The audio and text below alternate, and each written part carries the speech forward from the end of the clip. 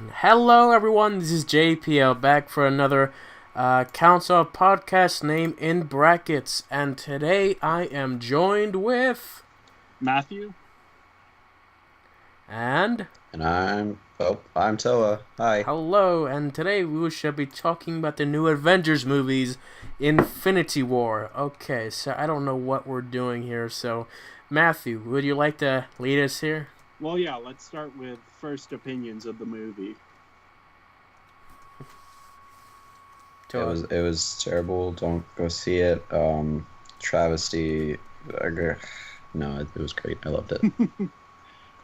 Yeah, I think this is one of my favorite Marvel movies just for the fact that it brings all of these characters together.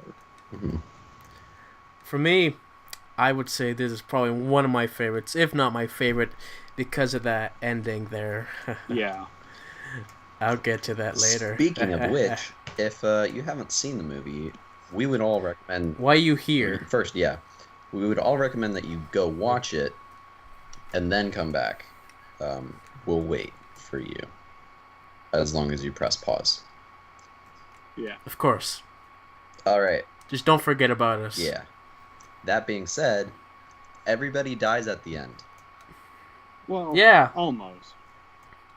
Almost. I mean, Half of pretty everybody much. dies at the end. Yeah. It's a significant portion. Yes. More Of course. than most movies. Yeah, more. Yeah. I can't think of any, hero story where half the heroes die. Well, okay. I mean, Well, there's, Rogue One of course. Yeah. and those. But, I mean, those characters, they did not build up for several films beforehand. I mean, also, if you want to think about it, there's Days of Future Past. That's Yeah. true.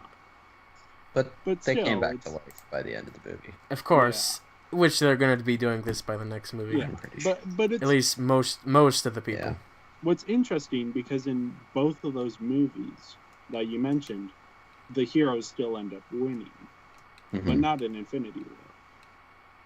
Yeah. Until the next movie. Yeah. Uh, Well, that's theories for later. of course. Well, shall we start going through? Sure. Might as well. Yeah. So first up, we have Team Thor, which at the beginning of the movie we have the whole Asgard ship from Thor Ragnarok, which Let's talk about that beginning. I'm so glad that they saved all of those Asgardians in Thor Ragnarok. They were really around for a long time. And they're kind of pretty vague about whether or not they killed every single one of them. Yeah. Okay, so at one point, Thor specifically says Thanos killed half. Half. Yeah. He was already being pretty dramatic about everything else, about his whole family dying and his best friend dying, and I would assume that he would have just been like, everybody died if most everybody died. Yeah. Uh-huh.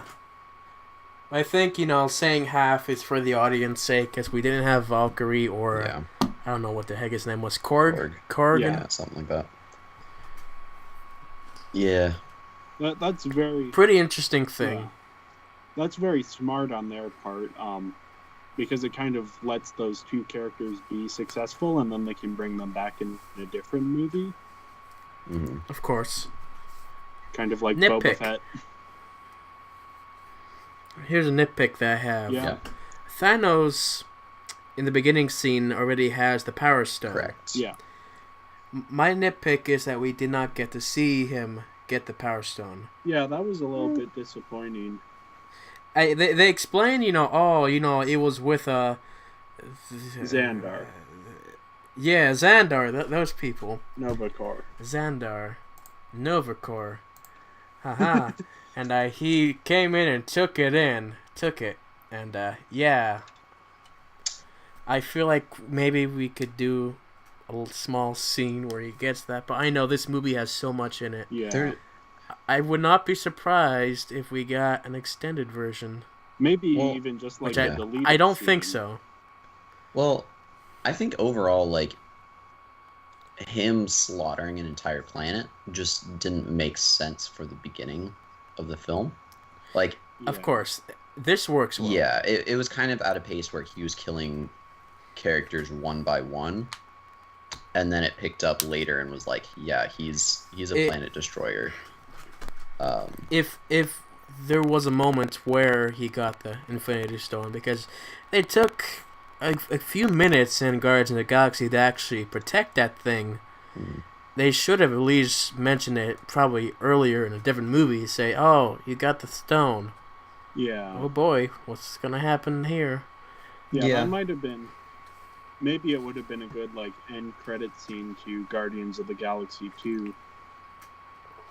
But I mean, one of the 10 million that we had. But that would have messed up the timeline and. Yeah. Oh, I don't think it would. Well, too much. The timeline with Guardians is a bit weird, so they may not have wanted to touch that. Because they take place right after each other. Yeah. Okay. So with Matthew's divided up all the characters based on where they fall into the story of this. Specifically what kind of like team they're on as they accomplish missions to try and defeat Thanos. So since we're still on this first scene, can we go over just the two characters of the scene, Loki and Heimdall? I think both of them were very interesting.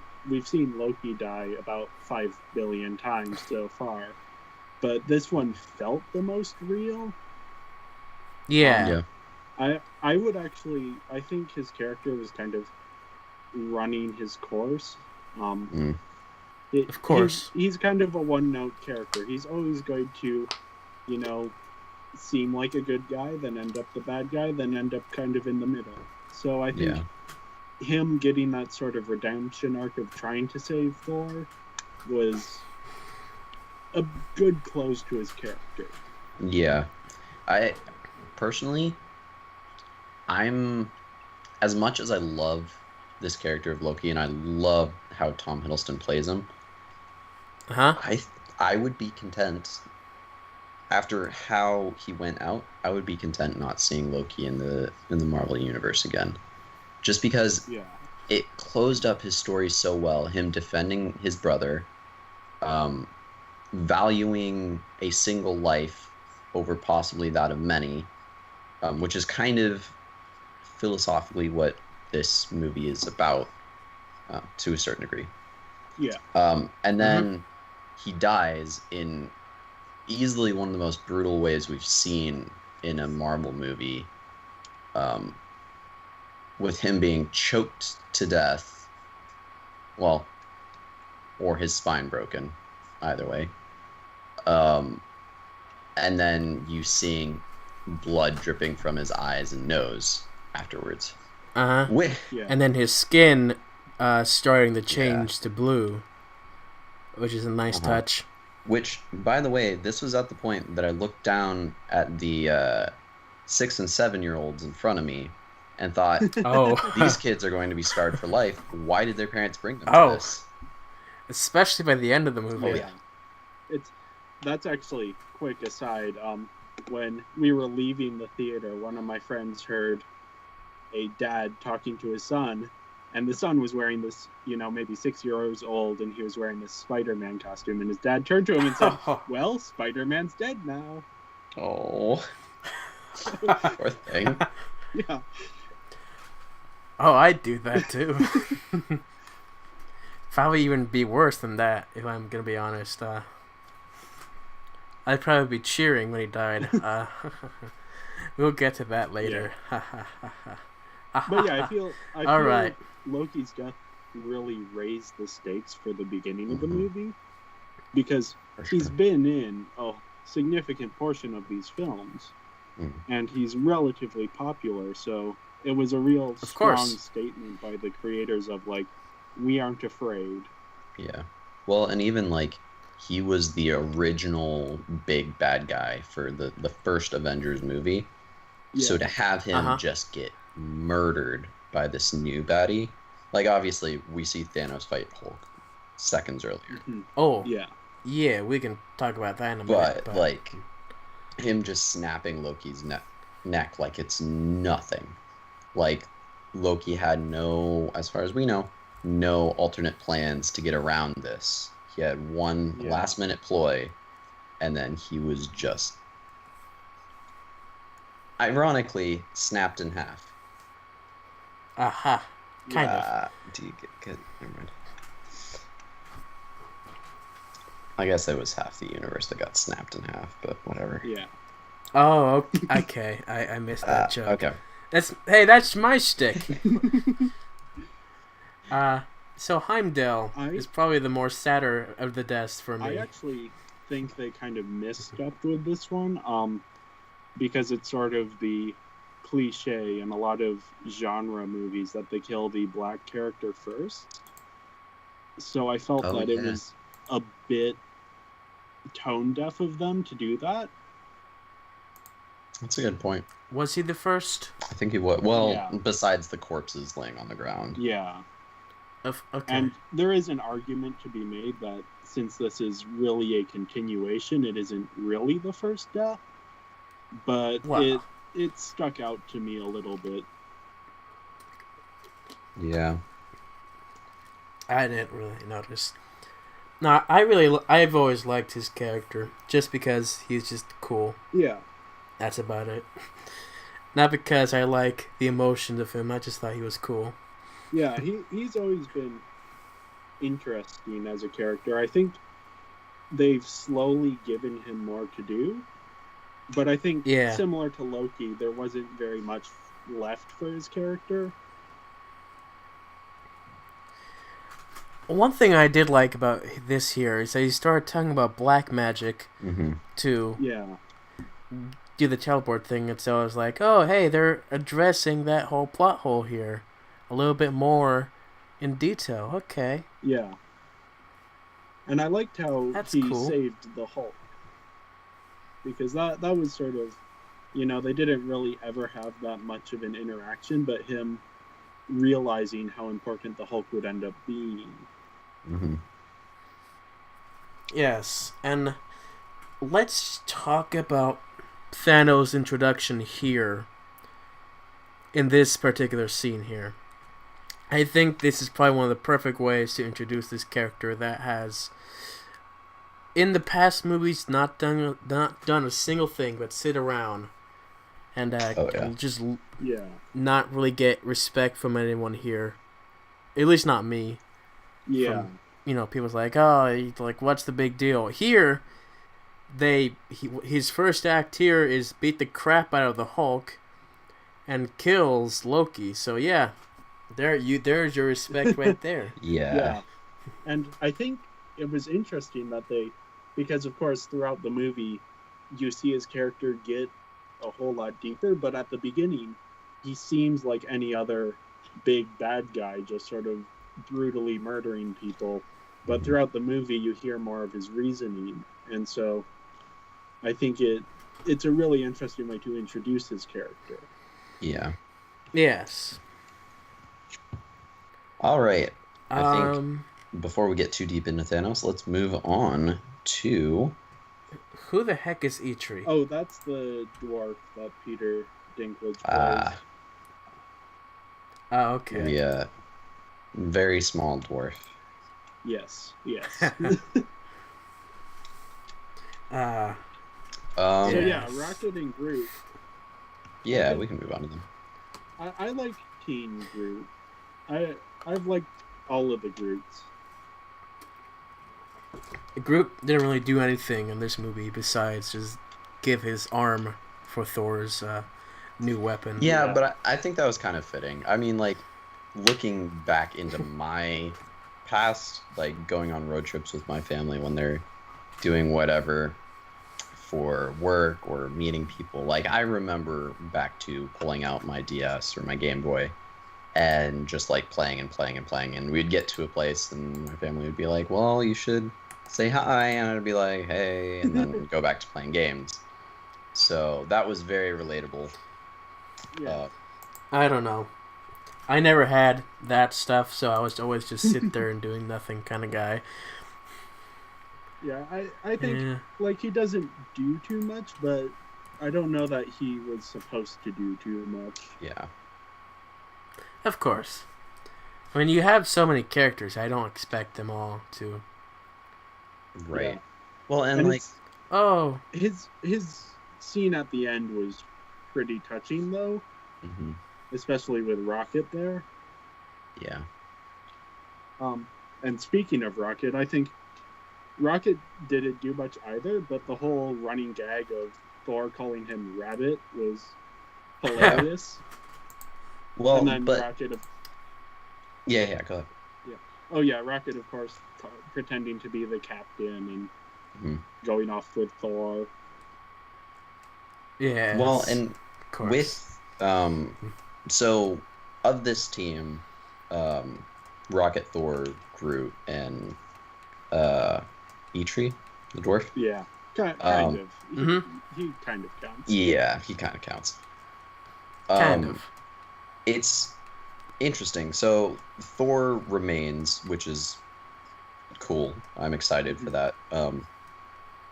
Interestingly, Groot dies or Yeah. disintegrates, and Rocket remains, which at first I was like, okay, that's weird. But the more I think about it, the Guardians of the Galaxy story really focused in on Rocket, especially in the second movie. And I'm Yeah. intrigued to see what they'll do because his entire team either got Oh. killed by gravity or or got disintegrated. So his entire Yeah. team is gone after he's been this cocky jerk who keeps bossing them around and running away from fights, and now he's finally come to a fight that he can no longer run from. Like Yeah. I can't wait to see him stop being the coward, the one that just is there in it for himself and actually like probably make a stand Yeah. alongside a lot of the other leaderly people that did survive. Yeah.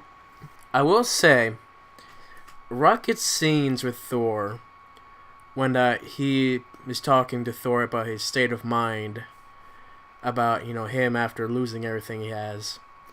I really just loved watching Thor's one eye there because there was just so much emotion put into that. That's very very subtle.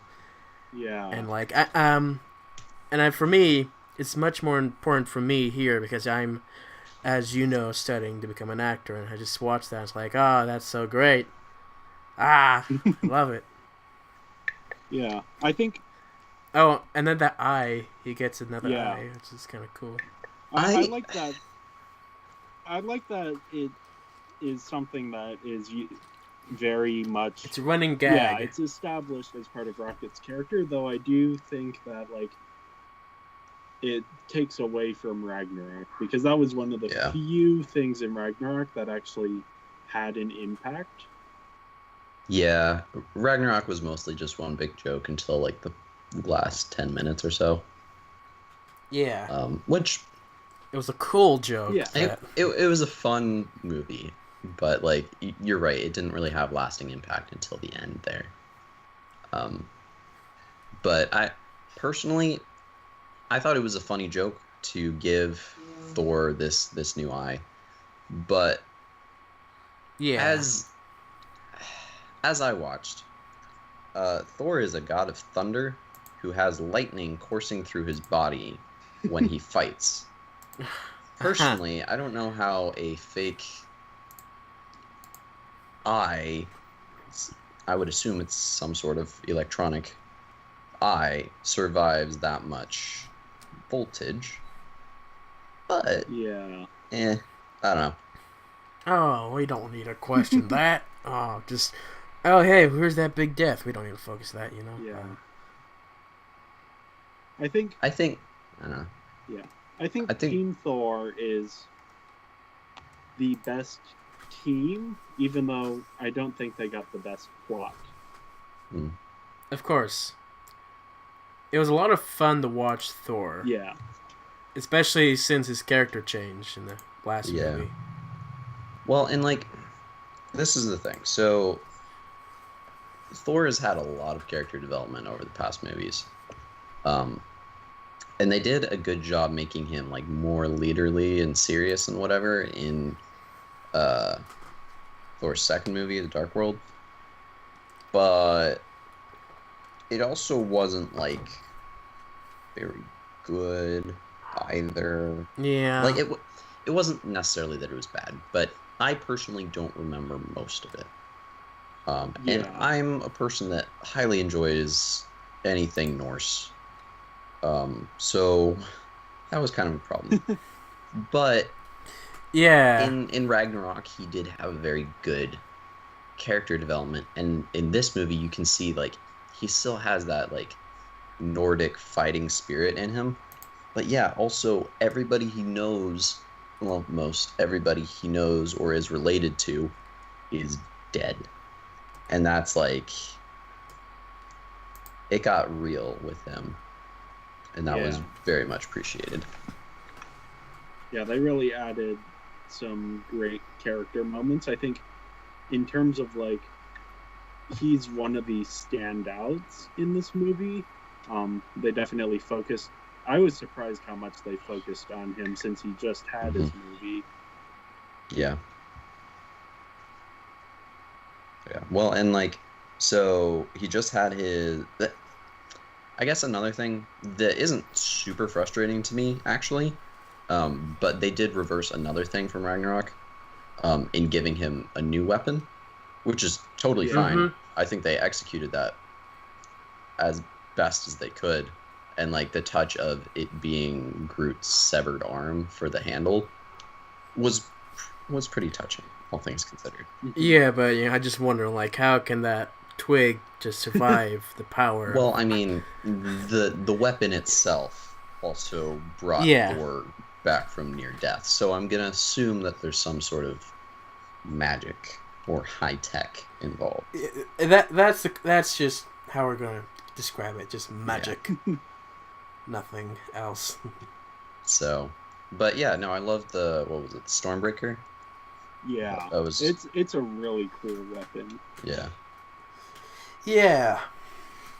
Still gonna miss that hammer, but that axe thing is Yeah. cool. Well, and it made Easier like to pronounce. yeah, that's for sure. It also like it's not a blunt weapon anymore, which means like it literally has edge to it. Like it cut straight into Thanos' chest, which was just an awesome scene that you couldn't really capture with a hammer either. Yeah, I think an axe is probably the best weapon to do that, just because it's so big, but at the same time, it is able to puncture into someone. And like the whole part about it missing Thanos' head, like Thanos is like, God, you should have aimed for my head or for my neck or whatever he says. It's like, well, beforehand he was using a hammer, which probably the best place to hit with a hammer is like the center of gravity. So that kind of makes sense that he would aim for the chest in that regard. yeah. I would have. I don't know. I would have made that line a tiny bit different. Instead of saying you should have aimed for the head, maybe it would be better if he said you should have aimed for the hand, where he actually snaps. Yeah. Either way. So. And yeah, I think one of my favorite moments in the movie though is when Thor and Rocket and Groot arrive at Wakanda. I don't know. It was a cool shot, but I wouldn't call it my favorite. It is definitely one of the most epic moments, because it's like, Yeah. oh shoot, there's a rainbow light in the sky. These guys are all dead. Yeah, it was. And then his thing goes around. Yeah. It was yeah, like I said, one of my favorite moments. Not my favorite moment, but it's up there. Oh, yeah, for sure. And then Peter Dinklage, I think it was an interesting subversion. Yeah, I wasn't. I mean, I didn't look at like the cast list at all beforehand, so I wasn't even expecting it. Yeah. But like I was half paying attention when that happened, and I'm in a theater full of other classmates that go to this nerd school with me, and like everybody starts like chattering amongst themselves, and I'm like, what's happening? That's what's on screen that's so like different. I don't see anything. And then I looked at the actor, and I was like, oh, I have never seen Peter Dinklage as a giant. This is amazing. Yeah. I do feel that he wasn't given much besides that gag, though. Like, his character doesn't really leave an impact beyond the fact that he is larger than you would expect. Mm-hmm. Though, I will say one thing that kept on distracting me. So by the time, I guess we don't know when they were attacked by Thanos. We just know that they were. So I wasn't sure if his hands had just been dipped in metal, or if they had been turned to metal by like a reality stone. I guess my supposition would be that they were just dipped in metal because we saw other things revert back to their normal state with the reality. But I think that Thanos had gone there even before going to Xandar. that's possible. Well, and maybe because my thought is he might have found out that like where the a lot of the Asgardian stones were, and well, a lot of the threat of Asgard from Xandar, from the Nova Corps. Yeah. In finding out, oh, so it was the Asgardians that gave this to you, huh? We should probably shut them down real quick, and maybe go after them once they're shut down. I don't know. That might be. That could very well be the case. Yeah, but I don't think that Peter Dinklage, in the end, made much of an impact. No. He was just kind of present. He was a plot point, yeah.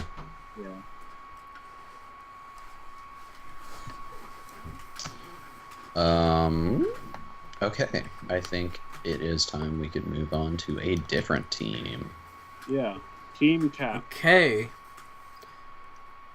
The largest team. I don't know. I think Team Cap probably it's the biggest one, but I think for me it's just probably the least interesting. Yeah, they were given less to do than Team Iron Man, and since there were so many of them. Yeah, they were basically just protect Vision, which obviously didn't go so well. Yeah. But I think also their entrance was a highly epic one, with them going back to the original Avengers theme to introduce them back into the scene. Yeah.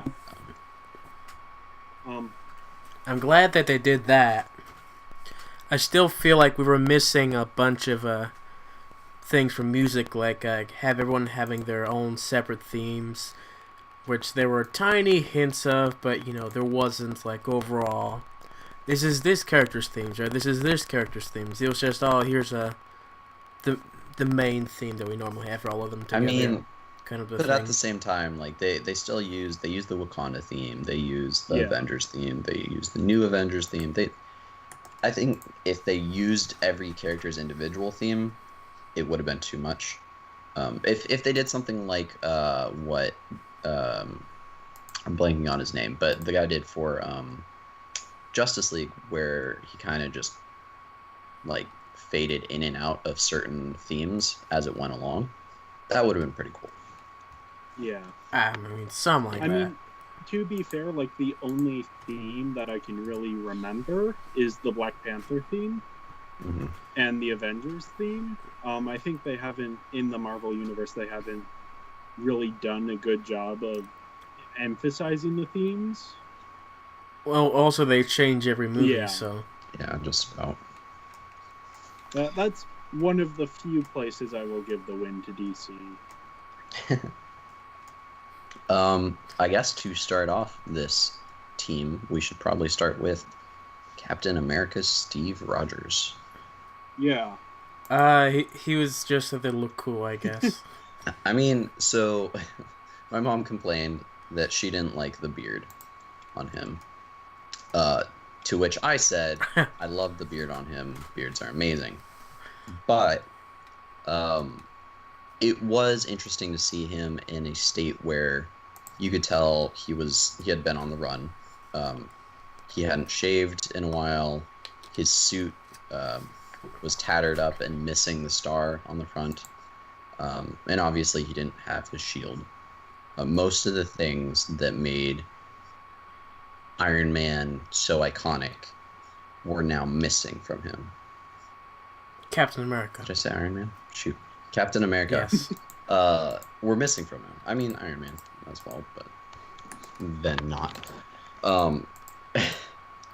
So it was kind of interesting to see him finally step away from this like persona, I guess. Yeah. I mean, I don't know that they ever called him Captain America.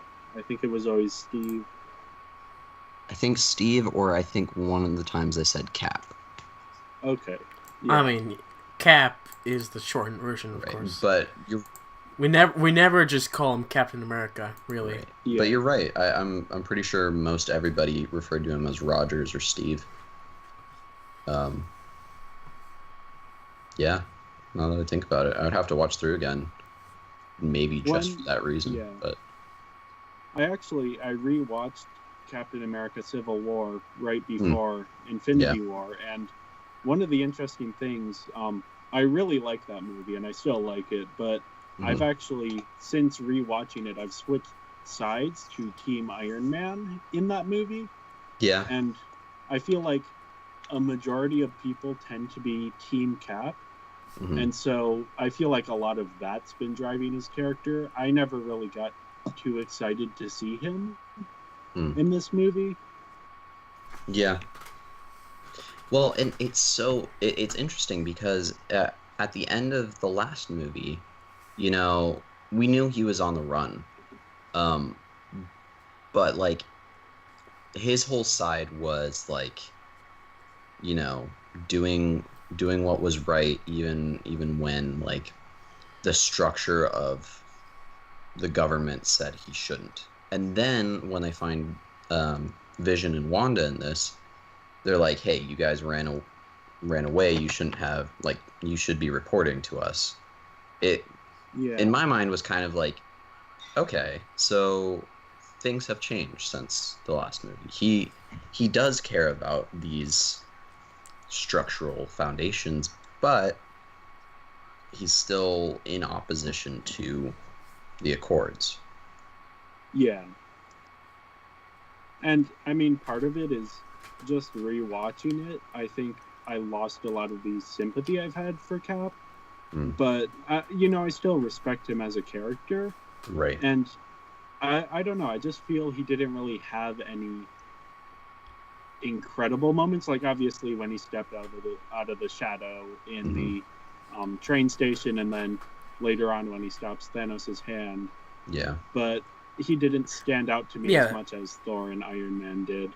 Right. Of sort of the Marvel Trinity. Yeah.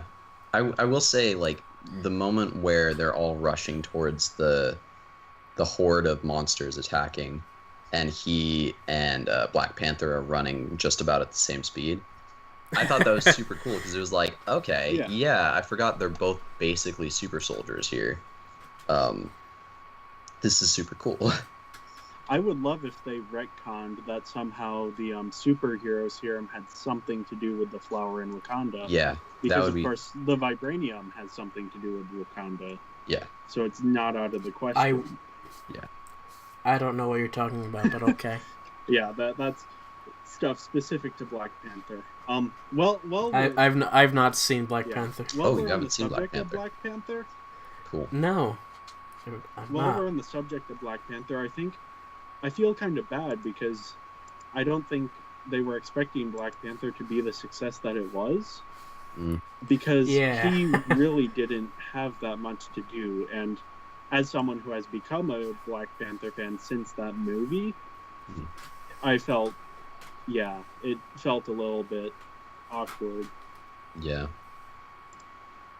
That being said, like seeing him in action with everybody else, like he was doing just as much, if not more, than Cap, and like seeing the random like purple explosions happening in the distance on the battlefield was like, oh, I know what's causing that.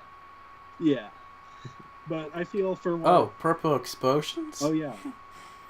I was also right after Infinity War. They had Guardians of the Galaxy, the first one on TV, and I had remembered in Infinity War with the whole Asgardian ship attack, the flames were purple, and I thought, well, that's weird. But then rewatching Guardians of the Galaxy, that's the color of the explosions from the Power Stone. So just a little bit of continuity there. Yeah. Yes. Go ahead. Maybe the flowers have something to do with the Power Stone. So a lot of people had a lot of theories about where the Soul Stone would be. That was my theory, that it was somehow in Wakanda, and it was like the origins of like vibranium and stuff. But you're right, it really does have everything to do with the flower and the vibranium has all revolved around purple. Maybe it did crash to Earth and somebody retrieved it or something. I don't know. Yeah, that would be an interesting thing in like the next Black Panther movie. Yeah. But yeah, I feel just in general, like we saw most of the Black Panther stuff in the trailers, which I think they were trying to capitalize off the movie. And I was kind of disappointed he didn't have a larger role. Yeah. Then, of course, we have so many characters going on. There's not really much. I will say, though, M'Baku and Okoye had bigger roles than I thought they were going to have in this movie at all. Yeah. They were definitely more than just well, I guess everyone was kind of a glorified extra, but yeah, they did have they had a few moments. Yeah. And then while we're still in Wakanda, let's quick talk about Shuri. Again, she didn't leave much of an impact. Right. I think. And yeah, this is another point where I think that they were not expecting Black Panther to be such a big success, because she was one of the most beloved characters from that movie. For sure, yeah. So, yeah, I think, and hopefully in the next movie, if she's still around, she has a bigger role. Yeah. Yeah, I think it would definitely be cool knowing that Iron Man is still around, and she and Bruce Banner have already had talks about tech stuff. It would be pretty cool to see an interaction between Tony and Shuri. Yeah, I think it would be cool if they were to join forces to make another Infinity Glove or something. Oh, that could be interesting. Well, that's theories for the next movie, which we'll probably end up getting. I'd rather not they go that direction. Well, I have several theories, so we can talk about those later. I can understand why they would, but I'd rather not they. So Black Widow, didn't really do much. Yeah, I think she's in a similar position as Cap, where like, she had a few moments, but she didn't stand out as much. I really wanted them to address more the whole her and Bruce thing, but they just had that little awkward moment, and then they cut away, and we don't get to see what happens next. So I'm really disappointed in that because you kind of wasted our time with that. Yeah. And it's like It, yeah, I mean, personally, Ultron was my least favorite of the Avengers films. Yeah.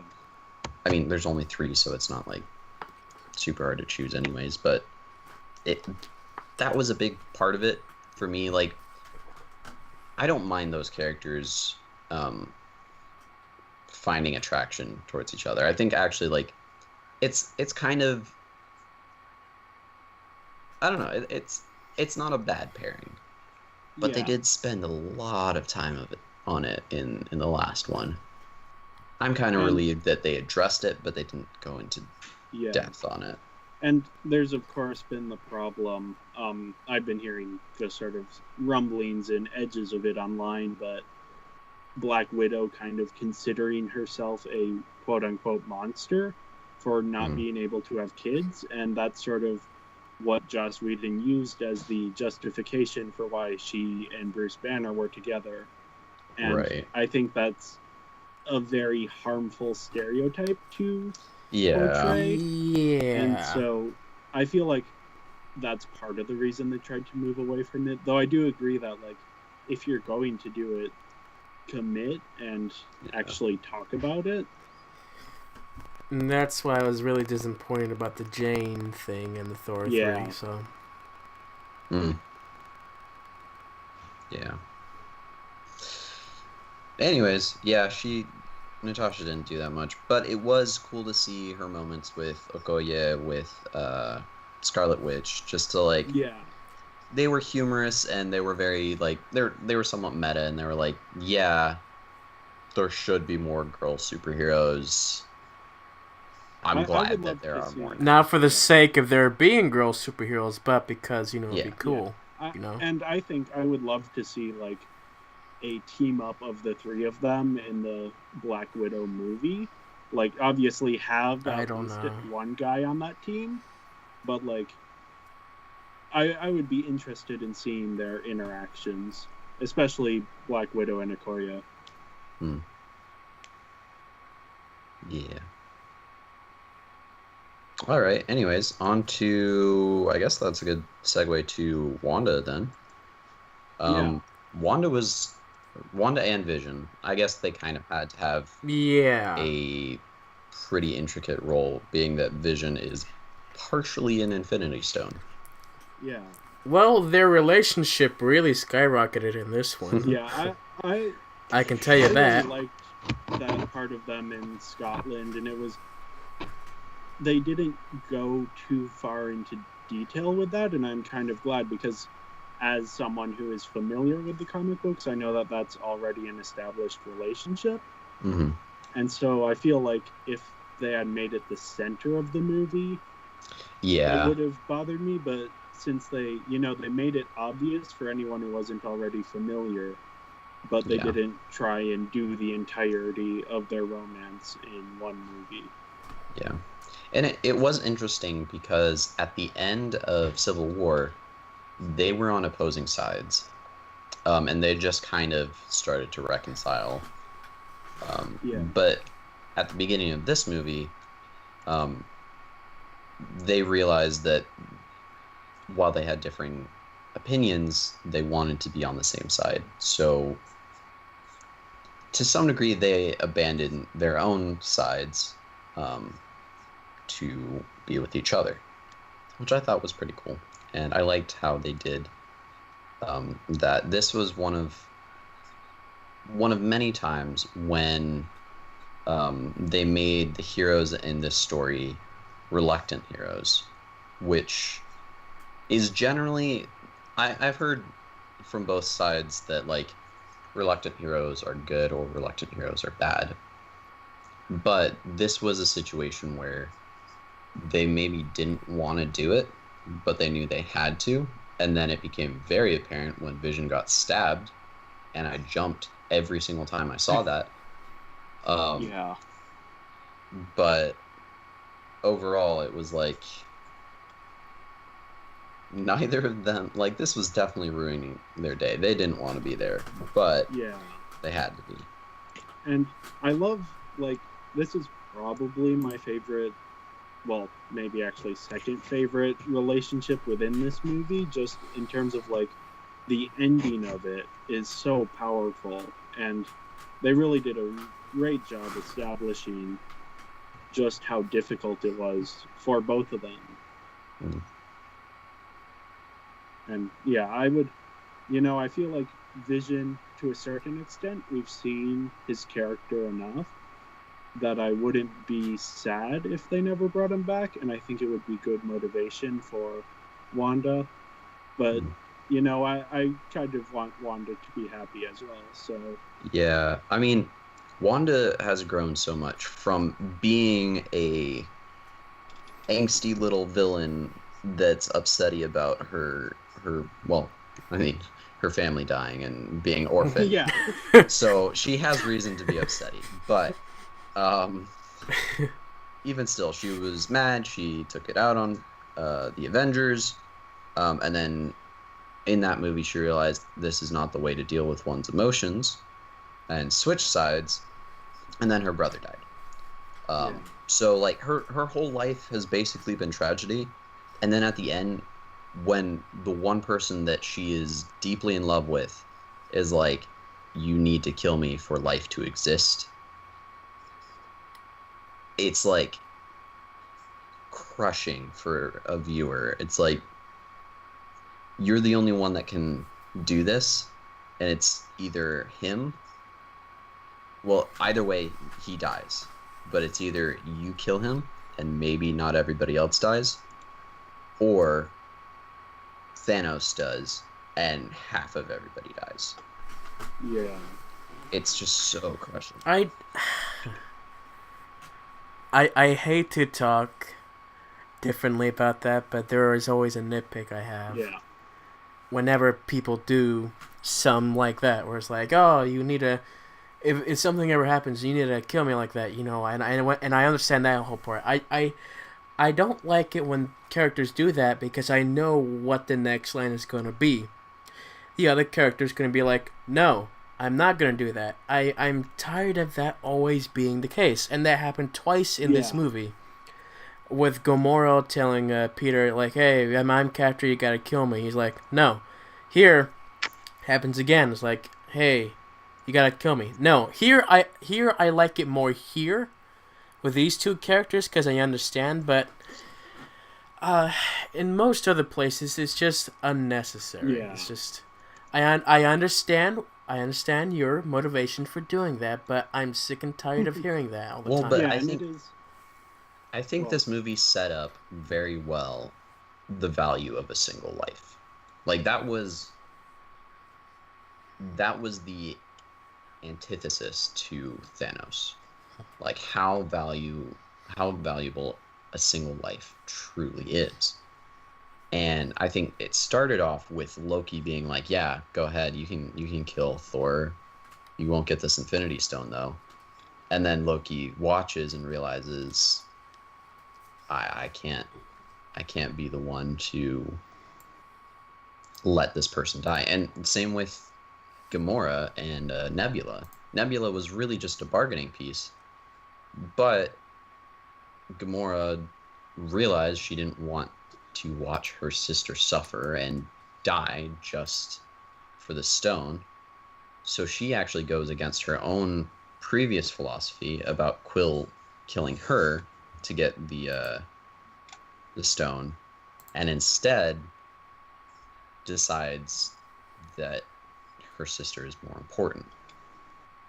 So, like, I think overall it is necessary that they take the time to, because, like, personally, as much as Gamora is like, hey, we need to do the right thing, at the end of the day, I think when Quill does the right thing, he's doing it for more right reasons. Like, she's kind of doing it to wipe clean the ledger. But when he does it, it's because he wants to do it passionately. So the only reason he would have shot Gamora was because she made him promise on his mother's grave. Yeah. So, Yeah. I don't know. I do kind of wish that they had drawn more attention to the parallels between the two. It felt almost like they weren't even aware of the parallels, but yeah, I do think that both of them were very powerful moments, and they really brought the MCU to a very dark place. And yeah, all of the actors involved in all of the scenes did really good jobs with that. Yeah, I totally agree. All right, not to wander too much onto the Guardians of the Galaxy, so let's get back to Team Cap. Speaking of romance, Bucky's in this movie. Yeah. Oh no, let's not do that. Yeah, I mean, I wish they would commit to either side. Like, if you're going to not do the romance, commit to not doing. I don't think they're going to. They keep hinting at it. I don't know. Where? From my personal interpretation, I see them as very just close friends who've been through a lot together. And personally, I am more aware of, like, it seems like Cap is more, like, he has an attraction to, what's her face? That girl. the blonde one. Yeah. Sure. Yes, the related girl. Like, personally, I'm like, okay, that makes sense. He had a crush on her aunt? Grandma? Whatever. Yeah. Kind of. Somewhere in there. So, like, that makes sense. He's also, like, they're both pretty old-fashioned dudes. So, personally, I would see that going against their characters a little bit. Yeah. I could see it more for Bucky than I could for Cap. I think that they kind of back themselves into a corner where it doesn't make sense either way. And I think that they play it up a bit in this movie. I am glad that they don't, like, try to tease it any more than they do. But yeah. Well, but I feel like a lot of that was set up for the end, because, like, Cap in the past 2 or 3 movies, his main goal has been save Bucky, save the world. Yeah. But, like, Bucky has been his main, like, motivator. Like, this is the guy that saved my life. He's my best friend. I'm not gonna let him die. And then at the end of the movie, he gets disintegrated. So all the deaths in this movie are just pushing all the characters to the edge, and I think it was necessary to reinforce that in the movie, just to show, like, next movie, Cap's gonna be mad. Yeah. So, I don't know. Otherwise, Bucky existed. It was cool that he got a new arm. It was a fun scene between him and Rocket. I think he lacked a lot of, like, and obviously, you know, you have a huge cast, but I think he faded into the background more than a lot of the other characters. Yeah. I think it's more so relying that you've watched all the movies and you know their characters, that they're not really changing much about the characters this time around. So, yeah. Shall we move on? Yes. Well, we can do Hulk. Who? All right, that's actually really interesting, the way they did that, and I'm really upset that they did that. I think they needed to for keeping everything less complex, but I do agree that like they shouldn't have. Well, you don't know what I'm talking about, do you? Oh, I think I do. What am I talking about? Oh, I was talking about the him not turning into the Hulk. I mean, sure, I guess, that's one thing, but I'm more so talking about the trailers where Oh, they had the Hulk in that.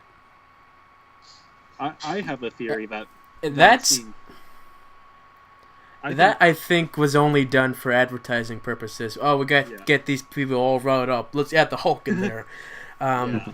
and then they not use him. And I thought, like, wait, oh my goodness, we can never trust Marvel trailers because they No. always hide that Well, detail. that and like Thor the with his eye. yeah, Thor with his eye, the Infinity Stones, where Cap was holding it back, the fist.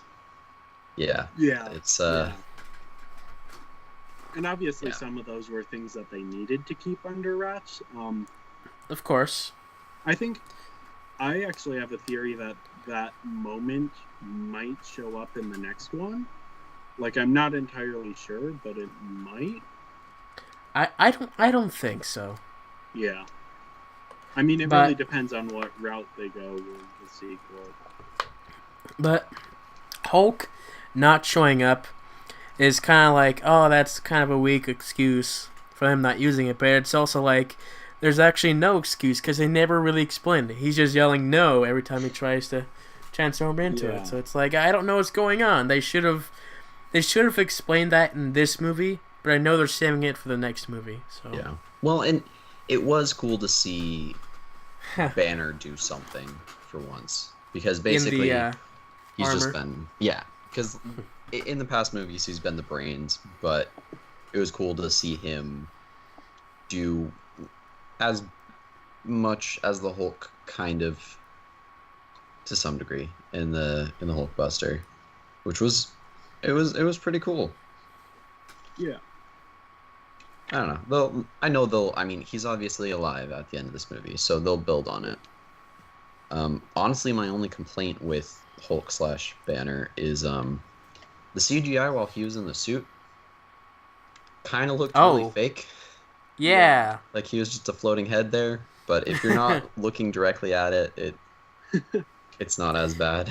I mean, there's a lot of CGI things that look good at one moment and then don't look the good another moment. It's mostly doing with Iron Man's suit in some moments where it's like, oh, that looks really fake.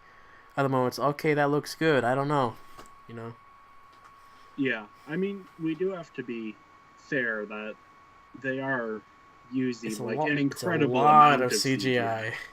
So, a lot. like, the fact that they pull off as much as they do. Yeah.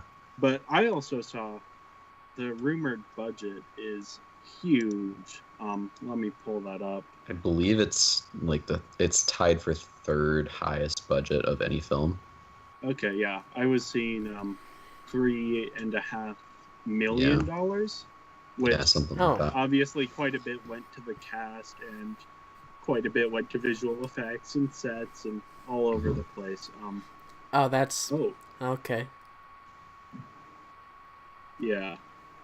I don't know. And yeah, we'll have to see if they ever release those numbers. Okay. Yeah. So I guess the only ones we have left in Team Cap are Falcon and War Machine. Yes, our two token black characters that don't really. I thought Falcon, he didn't do anything besides disintegrate. And be cool, I guess. Yeah. It was comic relief sometimes. There were a few moments, but like he never stood out. I was never like, oh, I'm so glad they had Falcon in this movie. Yeah. I feel like if he hadn't been there, I would have noticed, but Yeah. they just didn't give him anything to do. But War Machine, I actually, Yeah. there were quite a few moments where I was like, oh wow, he's actually getting to do stuff. Yeah, he was like actually a character in this movie. For once in his lifetime. Yeah. I think, and this might be like a pseudo send-off for the character. Like, I wouldn't be surprised if this is the last time he really gets a role in one of these movies beyond just glorified extra. Yeah. Well, and as far as War Machine goes, like, I don't dislike Don Cheadle as an actor, but the way he delivers lines really takes me out of the movie. Oh yeah, definitely. This movie was actually pretty different in that. Like, yeah, the way he delivered it was kind of cringy sometimes, but he had some really good lines about like what signing the Soviet Accords really did to him. And different things like that. You saw a lot more character growth in this movie because, like in other movies, he was just an army dude that took an Iron Man suit and did his own thing with it and really never faced any consequences for it. But now, he's partially crippled and is realizing that regardless of where he fell on what he believed in the earlier movies, he still likes the Avengers. He still wishes they were all together. And it was really cool to see him and Falcon interacting. Yeah. Because they were kind of just like this bro team of like best men to the like team leaders. Yeah. And they were just like, we kind of fill the same role for both sides, but we're bros now. Oh, I like the moment between them when they meet T'Challa, and Sam bows because he tells him, "Hey, he's the king. You should bow." I think that was War Machine to Banner. Yeah. Oh, but okay, yeah, that's right. that was funny. Okay. And honestly, like, I wonder if that was scripted or if that was just Cheadle messing with It's probably scripted. Because like I could see both of those actors really doing that. Yeah. But anyways, yeah, it was good to see him in a substantial role, and like it was interesting that he didn't get disintegrated. I thought he would have. Yeah. But I'm gonna guess he's gonna play a major role with Tony in the next movie, and maybe even be the voice of reason for him. But yeah, that would be kind of cool. And then on the other hand, it could be like his sort of last hurrah before he finally becomes the. It could totally be that like they go to fight Thanos and he's the first to die, and then like Tony's just mad. Like it could be anything really, but at least he's alive now. Yeah. Okay. All right. I guess I think that's the end for Team Cap. Yay. Now on to my favorite team. Yeah. Team Other. Oh. Okay. Team Iron Man. Here we go. I think Team Iron Man, they don't have as much chemistry as Team Thor, but I do think their balance and then also what they get to do in the story is the most interesting. Yes, especially once we get our comedy characters. Yeah. Introduced. Okay. Drax. Yeah. He's my favorite. Easily the biggest complaint in this entire movie was there was no mention of any Sherlock reference between Doctor Strange and Iron Man. I think that was good. I don't think I would like to see a throwaway line. Yeah. I don't like throwaway lines though. I don't like meta humor like that. Like even just that's elementary Stark or something like that. Yeah, even something that might not even say Sherlock in it, but like if one of them turned to the other and called them Watson or something, and then they got into an argument off to the side about which one was actually Watson, as it transitions to another conversation for other people. And then we could have what's his face? Martin Freeman. Oh, that would be hilarious. So many things now. But yeah, no, it was. They did have a lot of fun, like bro chemistry at the beginning, when they first met. Like they had a lot of like nods to each other. They were both trying to impress each other. And it was cool, just the progression over the entire movie to see. It was strange that actually ended up saving Tony in the end. Yeah. So it was just cool. Who should we start with here? Well, let's start with Tony, since he's the leader. Oh boy, yes, probably my favorite actor in this movie.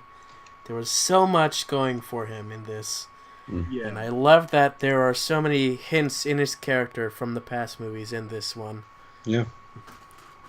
Yeah, I love the little scene with him and Pepper, and I think, he gets a lot of criticism for, he's sort of grounding this universe, and they're giving him a lot of money for it, but his character is just so interesting, and he holds the movies together.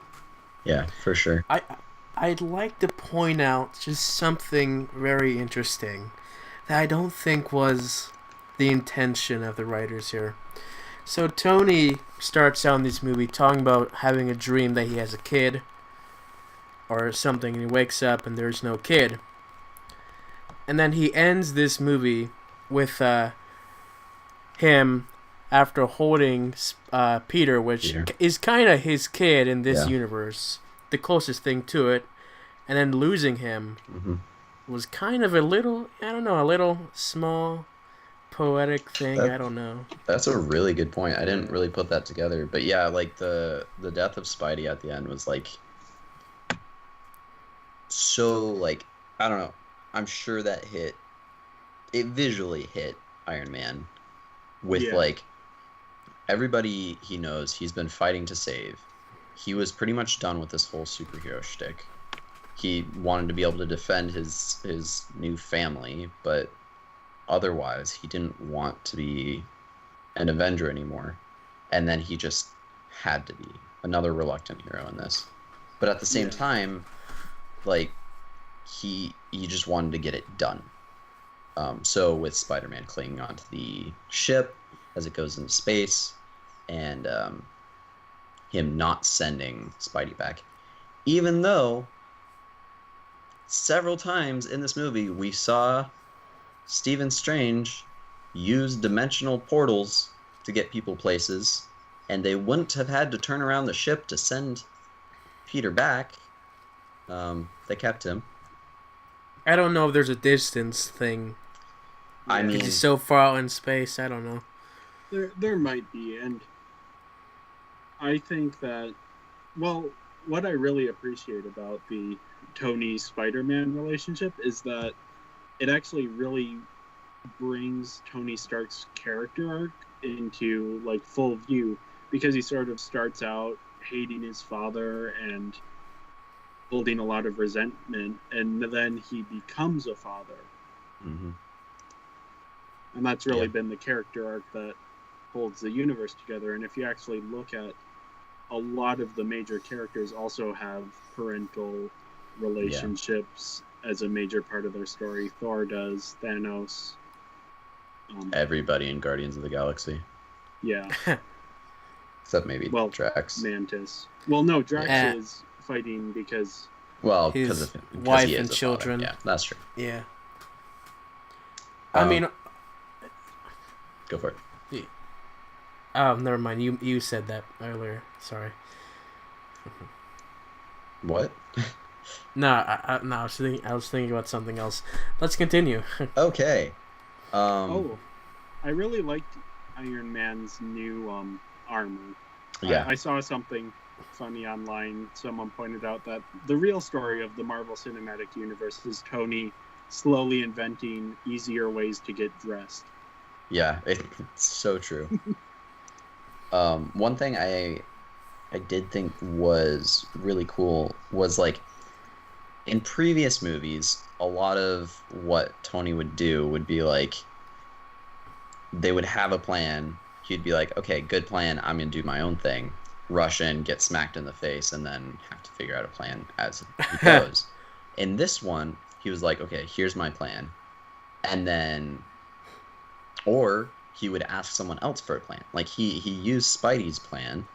He used Star-Lord's plan, allegedly. Like he was willing to be like, hey, I might not have the best plan here. We just need to have a plan. Yeah. Which I thought was like, it's such a minor thing, but like, it's so crazy that such an egomaniac could change into this guy that's really just trying to do his best now. So one thing is, I was so ready for this character to die in this movie because how much they were No. emphasizing his character. And like at that final battle against Thanos, because he was going all at it, go all out in that battle, using everything he has. Yeah. And he gets stabbed, and it's like, oh, okay, this is gonna be a beautiful moment here. And it's just like, oh no, they have to wait it for something else. Okay. See, so I was working on a spoof for the trailer for like a couple weeks beforehand. Oh, so, I saw that spoof. Yeah, I watched that first trailer countless number of times. That being said, one thing that stood out to me in the trailer was how many times it had shots of Tony just sitting there and thinking and looking sad. And in my mind, I thought, okay, either everybody's dead or just Cap is dead, and it was Tony's fault, and now he's sad and in a state of thought. So I figured that Cap was going to die in this movie and not Tony. So I was half right. But yeah. So I was fairly certain that he was going to be fine though. Okay. Having just seen Civil War and changed my opinion very much on that, I actually like the character of Tony Stark a whole lot more now, because I kind of saw the movie from his perspective, Civil War that is, and it really, like, I feel like that's one of the most important movies in the universe in terms of who you're going to like and who you're going to react to. Yeah, for sure. Yeah, he had a lot to do. Yeah, I really enjoyed his character. Mm-hmm. Yeah.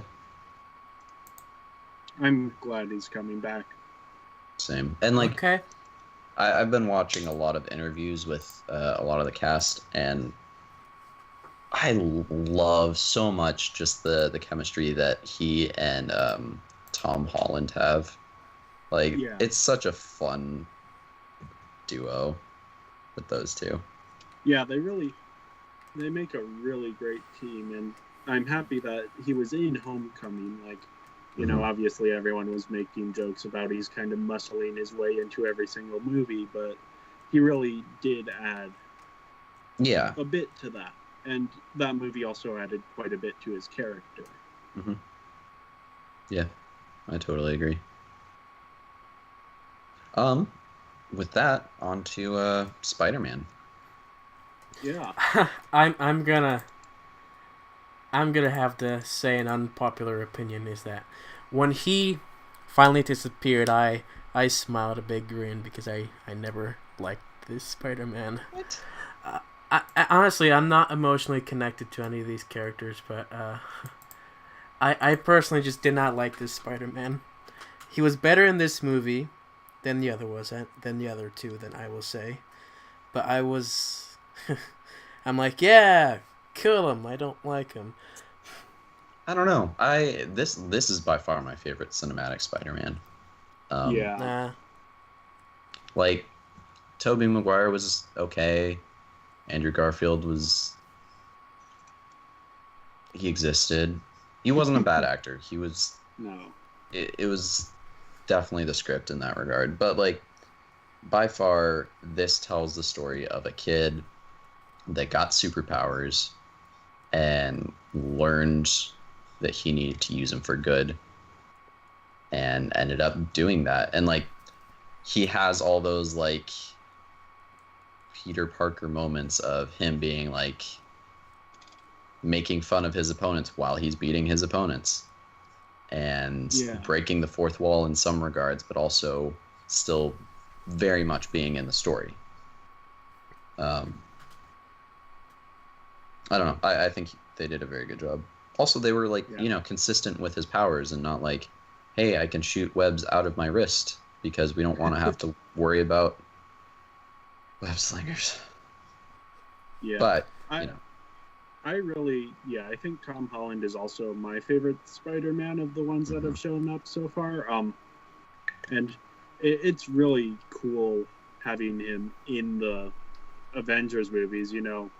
Back when the first Avengers and even the second one came out, no one would have thought it was possible. Yeah. Just legally. And I think, he definitely has quite a bit to do, and I would actually say he's the heart of at least Team Iron Man. Yeah. And he's the little cinnamon roll that everybody wants to protect, because, like, he's the kid, but he's also, like, everybody sees themselves in him. He's relatable, he's good, he's, like, trying to do his best, and so everybody sees themselves in that. I really like one of the moments where he's rescuing just a bunch of people as Thanos is crashing parts of the moon into Titan, and he's like, I've got you too, I'm sorry, I don't remember any of your names. Yeah. I can't personally relate to that, but I know quite a few people who are overwhelmed by everything, and that's completely fair because there's so many characters. Yeah, one of my hallmates, she went to watch it with everybody in the dorm, and she hadn't seen any Marvel movies before this one. Oh wow! Oh no! So yeah, it was an interesting experience for her, but I'm very certain I could hear her laugh when that line was said. Yeah, it's a nice little nod to the fact that they know that not everyone is a super fan. Yeah. I know that just talking with my family, I would try to talk about Vision and they would be like, who? Because they never really said his name until Civil War. Yeah. Yeah, I remember when you told that story for a Civil War podcast. Yeah. Okay. So, anyways, Peter's death was like, it was the sad one because he was the one that was like, no, I don't want to die, and I like that. Struck the feel chords. I think it was good performance overall. And it reminded me a lot of his moment in Spider-Man: Homecoming with when he's crying out for help. Yeah. And those are where I think Tom Holland really shines, is when he's playing the Peter Parker who's realizing just how much he is limited. Yeah. By his being a kid. Yeah. I didn't think they were going to kill him in this movie. Yeah. But well, that changed real fast. Yeah. It's questionable as to how valid the death was, but yeah, right. It was. Oh, it's gonna be fixed. He has another movie coming up. Yeah. Well, to be fair, they could switch it over to Miles Morales. This is true. I hope. I would love that, but I don't think that's gonna be the case. Dude, I would love a switch to a Spider-Verse with this, like that would be so dope. But Yeah. I also really like Tom Holland, so I'm Well, now and torn. there's a Miles Morales animated movie coming That's out true. later this year, so Yeah, I'm really excited for that one. yeah. I think, yeah, this is definitely my favorite Spider-Man, and he's really doing a lot being a part of the Avengers team. I'm still waiting for my like full circle shot of every single Avengers member. Yeah. But I'm assuming that's coming in the next one. Yeah, that would be my assumption too. I don't know. My favorite Spider-Man was that '90s cartoon. I mean, I'm with you there, but if we're judging cinematic, Live action. Yeah. Then you know, Yeah. I don't know. I don't like this Spider-Man just because the way he's written. Honestly, Okay. He is very much like a Gen Z. he's written more like our modern generation of kids Yeah. who I hate. yeah, he's written like a kid that's probably 5 to 10 years younger than us. So that's one huge factor why I don't like him here. It's just because that's the way he's written. Yeah. I will say I have one major complaint about him. I was kind of upset that Tony could replicate the spider serum stuff, not serum, spider webbing. Yeah. I thought that was kind of like, okay, well, Pete should be the only one that can do that. Even if you had, if it was just like, hey, the suit has different nozzle ends, so it'll spray it out in different ways. That would be like, oh, that's cool. I like that. But for it to say, oh yeah, no, I just recreated your formula. It was like, oh, okay, well that makes Spider-Man a little bit less special, but fine. Yeah. I mean, I think there are so many science-y characters, though, that having Spider-Man instead be an emotional character is a really interesting development. Yeah, I still think they should, Yeah. in the future, capitalize on his Yeah. scienciness. He deserves credit for his inventions. Yeah. Who's up next? Doctor Strange. My favorite. Your favorite? Yeah. Do tell. Oh, well, I think his movie is my favorite of the solo movies. I think okay. visually he's the most unique Avenger. And I think everything that I don't like about he's everything that I like about Iron Man without everything that I don't like about Iron Man. That's fair. Like he's a similar character, but I feel like he's more likely to let go of his pride in order to do the right thing. Yeah. Not that Iron Man doesn't, but I agree. It's more apparent with Strange. and then I think just like visually, he has the most interesting powers. And it's I love seeing him as part of the team, and I assume he'll come back. Yeah. And I have certain theories about him in the next movie, but Right.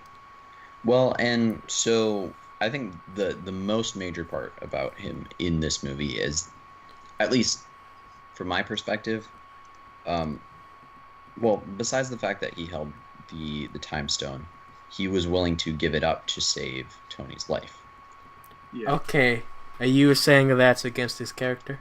No, I mean, Okay. I have Yes a and theory no. about why that isn't. Well, I mean, it's a complete reversal with what he said earlier, Yeah. but there is justification for that.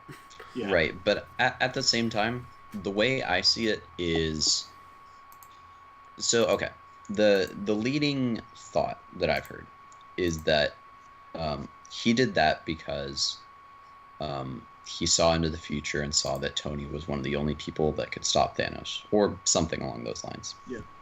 That's, I think, what they're going with. My thought on that is that if I were going to stop a giant evil baddie and people were tagging along that I didn't know I could protect, I would tell them that if they were caught in a scenario, I would let them, where it was between their lives or the lives of millions, that I would let them die, because that would make them be more careful. Personally, I think that's just the smartest move, and Doctor Strange, being one of the smartest characters in the Marvel Universe, could have been making a play like that. Now, I don't think that's what they were doing, though. right, and I think it's more... The more obvious solution is, hey, I saw into the future, and you need to not die right now, so I will let everybody else die instead. Of course. But I was very confused when that moment happened, of course. Yeah, the first time through, I was like, what? And then I was talking with some people afterwards, and I was like, oh, wait, what if... It's like, oh, okay, that makes more sense. Yeah. Okay. Yeah. But, you know... Could be a little bit more obvious, but it is what it is. Yeah. His cloak, we don't have it on our little list, but his cloak also showed a lot of character in this. Yes. Probably more than a lot of the actual actors in this. But it was fun to see. I often forget that his cloak is actually like sentient and whatnot, but it was fun to see it fly him around and smack things and just be there. I don't know. It was fun. Yeah, I agree. It was... And, yeah, I just enjoy the character of Doctor Strange a lot, so getting to see him as part of the team was a lot of fun. And I would love to see him as part of the team in the next movie, but you never know. We'll have to wait. That might be later in the movie. Yeah. Cumberbatch is another actor that gets along really well with Tom Holland. So, like, their chemistry, I hope they feature them together more frequently in the future. But I don't know. Possibly in upcoming solo films or something. We'll see. Solo movie films? I don't know. Well, no, I don't think Disney's willing to merge those universes quite yet. Yeah. All right. So, I guess on to more of the Guardians. All right. Yeah, everyone is really mad at this character. Yeah. And for good reason, because when that moment happened, I was also like, oh no, please don't do this. Yeah, gosh darn, Drax should have gone the other direction. Oh wait, no, I guess that was Gamora. Never mind. Yeah. Let me think. Yeah, that whole scene where they're almost fully beating up Thanos, like taking away his stuff. And like when that moment happens, like, how is he gonna get out of this? And as soon as Peter comes into the frame, like, oh no, of course. Yeah. Of course it's him. And it's like, I don't want him to do it, but it's also like, it's so in his character to do it. Yeah. I don't know. I think it was kind of just a cheap solution for the time. I think But it fits his character so well, because he's always just act first, think second. But I also think, like, a better way of doing it was for them to not have had the glove come off so close. They're like, I'm okay with things being like a 1 in a million chance for this to work, or 1 in 4 billion or whatever. 400 million. I don't know what Strange said. 14 million. 14 million. I'm okay with that, but it's like in the scenario where like the glove is basically off of the character, and then he wakes up and is suddenly immediately ready to fight, and like it's just like you could have made it less close and still have had the same value on the scene, if not more. Yeah, and I hate it because stuff like that happens a lot in TV show, because you need to have that last minute struggle there. Yeah. And the thing that comes to the top of my head is like Gravity Falls. between Stan and the other guy. Uh, Okay. No spoilers. because because you've not seen it. I've seen it, Uh, but for other oh, okay. people. Yeah. For other people, Stan and the other guy. Yeah. Yeah. I see where you're going with that. So it's like, for me, I don't like cliched moments like that where it's their only solution to drag this thing longer and get to the good parts. Where we have to have this moments like, okay, maybe they're gonna win, but oh, guess what? Nope, we're gonna go further. It's like, oh, okay, it's been done before, and here I think it makes more sense because it fits his character. But yeah, it's really aggravating. Yeah.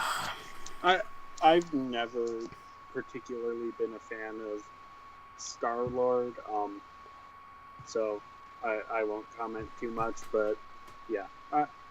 I will say I've never been a fan of the Guardians of the Galaxy in general, but this movie made me see a little bit more of what other people see in them. All right, so Drax and Mantis they played very similar roles in this. Yeah. They're the comedy. Yeah, they're the comedy that came through in the end, almost, but also died. Drax being my favorite comedy moment in this. I love Drax so much.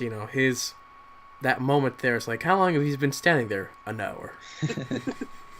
That was pretty good, albeit a bit creepy, but yeah, pretty good. Just him eating that chip. Yeah. Well, and really slowly. And then Mantis coming in to disprove his theory. Yeah. Seconds later. Mantis, again, she is not much of a big character. Her main purpose is making people fall asleep and being that idiotic character that makes mistakes in terms of how she says things. So, I think I like Mantis a lot, and I think what they gave her in the fight was really cool how they were able to work her in. Because she only really puts people to sleep, but that can be very useful with the right combination of powers. Yeah, for sure. And that's those are the types of powers that I like in comic books. The ones that aren't necessarily valuable on their own, but when you get a team together, you suddenly see their worth. Yeah, for sure. I think personally it was kind of obvious that Drax and Mantis were going to be playing very similar roles. When in the collector scene, they both get dismantled and then put back together. It was like, oh, so I see. Okay, that's fine. And it didn't take away from it at all. It was just like, okay, they're pretty much playing the same role, but at least they're both being comical about it. It was humorous, their whole dynamic. And as much as non-Marvel fans hate on Marvel about them having quips and them being too lighthearted. Yeah. I think it's personally I've never found that to be a bad thing. I mean, I'm a fully grown kid who's grown up with superheroes my whole childhood. So them being funny while some more serious things are happening isn't super out of the question for me. Yeah. So I think these characters did bring some of that humor, even though we know Drax has a super crazy sad backstory, but because of his humor, it's okay, well, we know his backstory is sad, but currently he's kind of dealing with that by making friends and by being so funny. Yeah. I really like the Guardians dynamic as a team. Yeah, and I think having, just in terms of logistics in this movie, you have to have certain characters be comic relief, and I feel they both really did good jobs being the comic relief, but then also contributing to the team. Mm-hmm.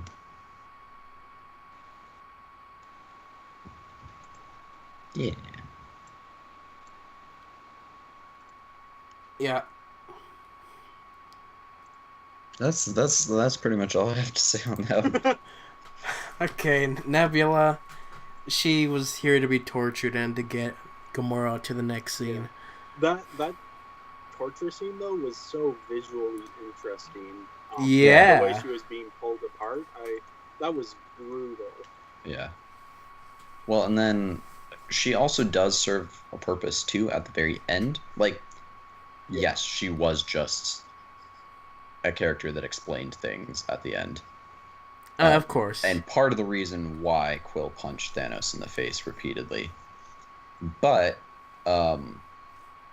she's also Tony's only ride back to Earth. So there's that. Well, I guess he might have been able to steal Quill's ship, but at least he has an accomplished pilot there now. It was kind of funny. My first thought when everyone else had disintegrated was, oh no, now Tony Stark and Nebula have to get together and repopulate the planet. Okay. Obviously, that's not going to happen, but that was just like my first Is thought. she even capable of doing that, though? I have no idea. I'm gonna assume because she was upgraded to become more proficient at battle, that there were probably places that they had to remove for that. Okay. But yeah, those are two characters that you would never really think of interacting, which makes it kind of interesting that they're the two left. Yeah. So hopefully that means we get to see a bit of interaction between the two of them. Yeah. Well, and I was so ready for Quill to be one of the last ones standing on Titan, but he got vaped just like everyone else. I was kind of surprised that the only one that's left is Rocket of the Guardians. Yeah. Well, Nebula. Yeah. I mean, she's kind of an adversary. Yeah. Frenemy kind of a thing. Yeah. She's their Loki. Yeah. So, I don't know. She exists. She'll probably play a bigger role in the next movie.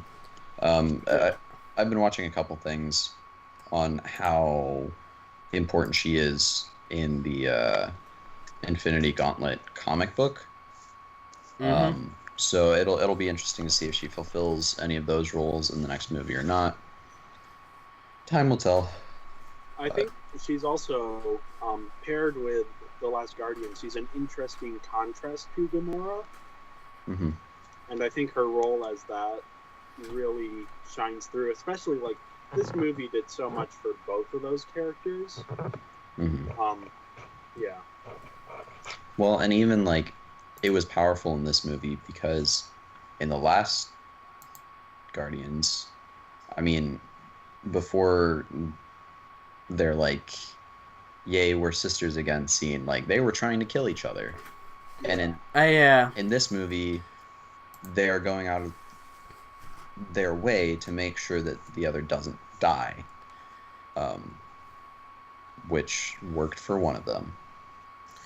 There's a lot of those character things that, when you have to go and sit through and watch, and it's like, oh, I don't really want to watch this. It's kind of cringy. Like the whole sister relationship thing is like, oh, I wanted a sister and you were that sister kind of thing. But the thing that they did it with here is that it paid off in the end, where it's like you didn't need to have that reintroduced in this movie. It was done before in the last movie, and now when you watch it here, it's unspoken, and you can actually see the unspokenness of it. Yeah. Yeah.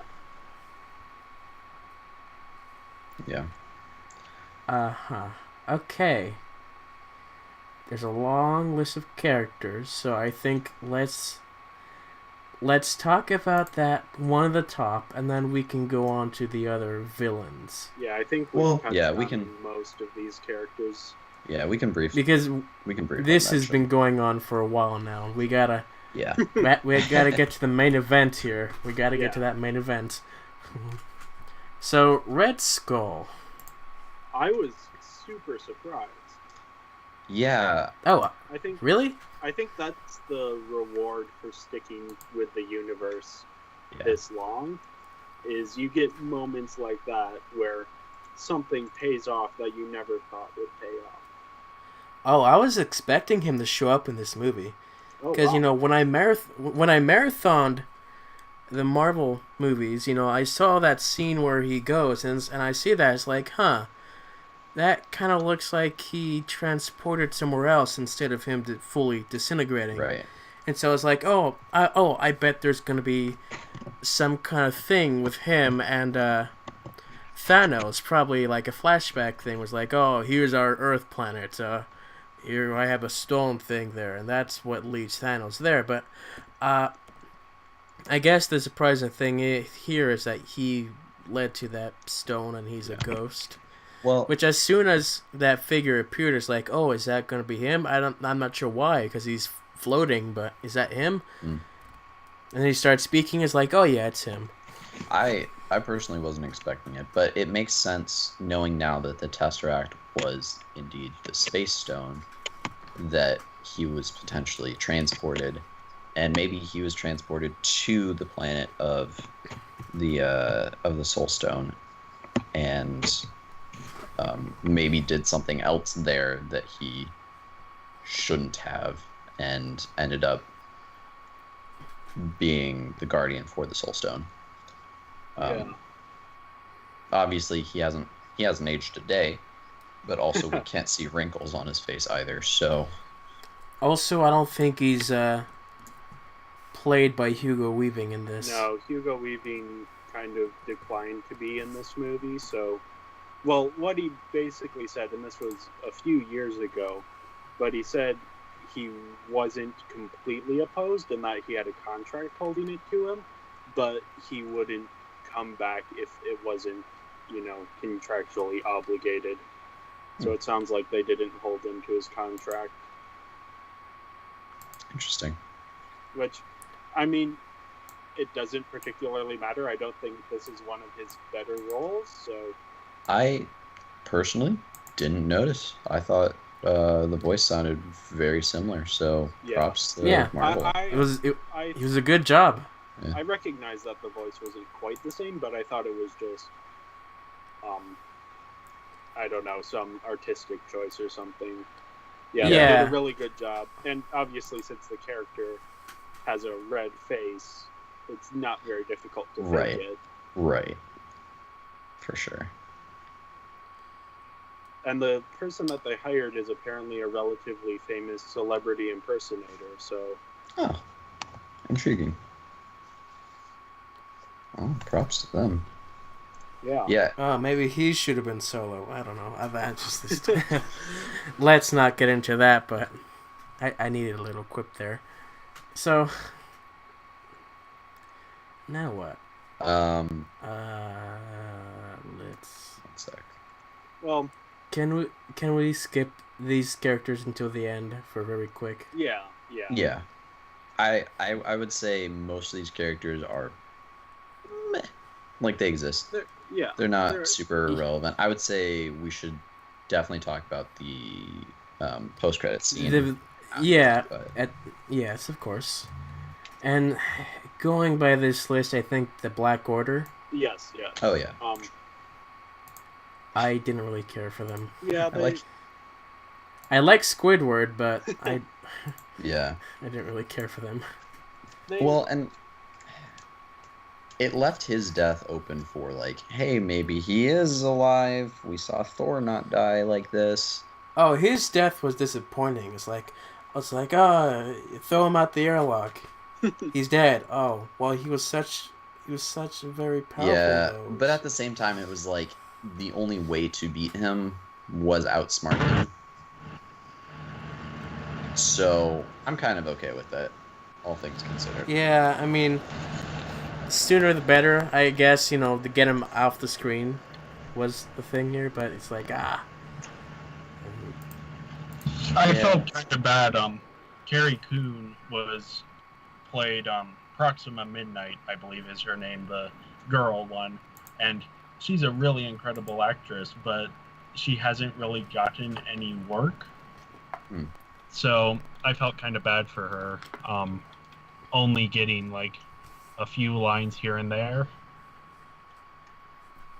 And these villains were not really established villains within this universe. Yeah. And they're not interesting to me. They're like, oh, we got this weapon stuff that we do, and it's like we got nothing else. We follow Thanos, and that's it. I'm the big tall guy. I'm the strong girl one. I'm the one that gets killed off, or something like that. And then there's always that wizard guy. But I think it would have been interesting if they had used villains that have already been in the Marvel universe.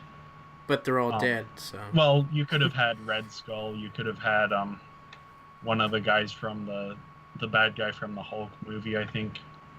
I don't know. Yeah. I haven't seen that movie, so I can't... I'm with you there. Abomination? Yeah. I think I was wondering one if time. he will ever show up again. You could have had Hela. Yeah. I mean, she's probably dead. Maybe. I hope assumption not. would be- I would assume yes, but who knows? Yeah. Yeah, I think also I was talking with somebody and they were saying it would have been cool if once Thanos got the Soul Stone, he had revived like previous villains to fight them. And that could have been interesting. I'm glad they didn't go there, but Of course. it could have been an interesting plot point.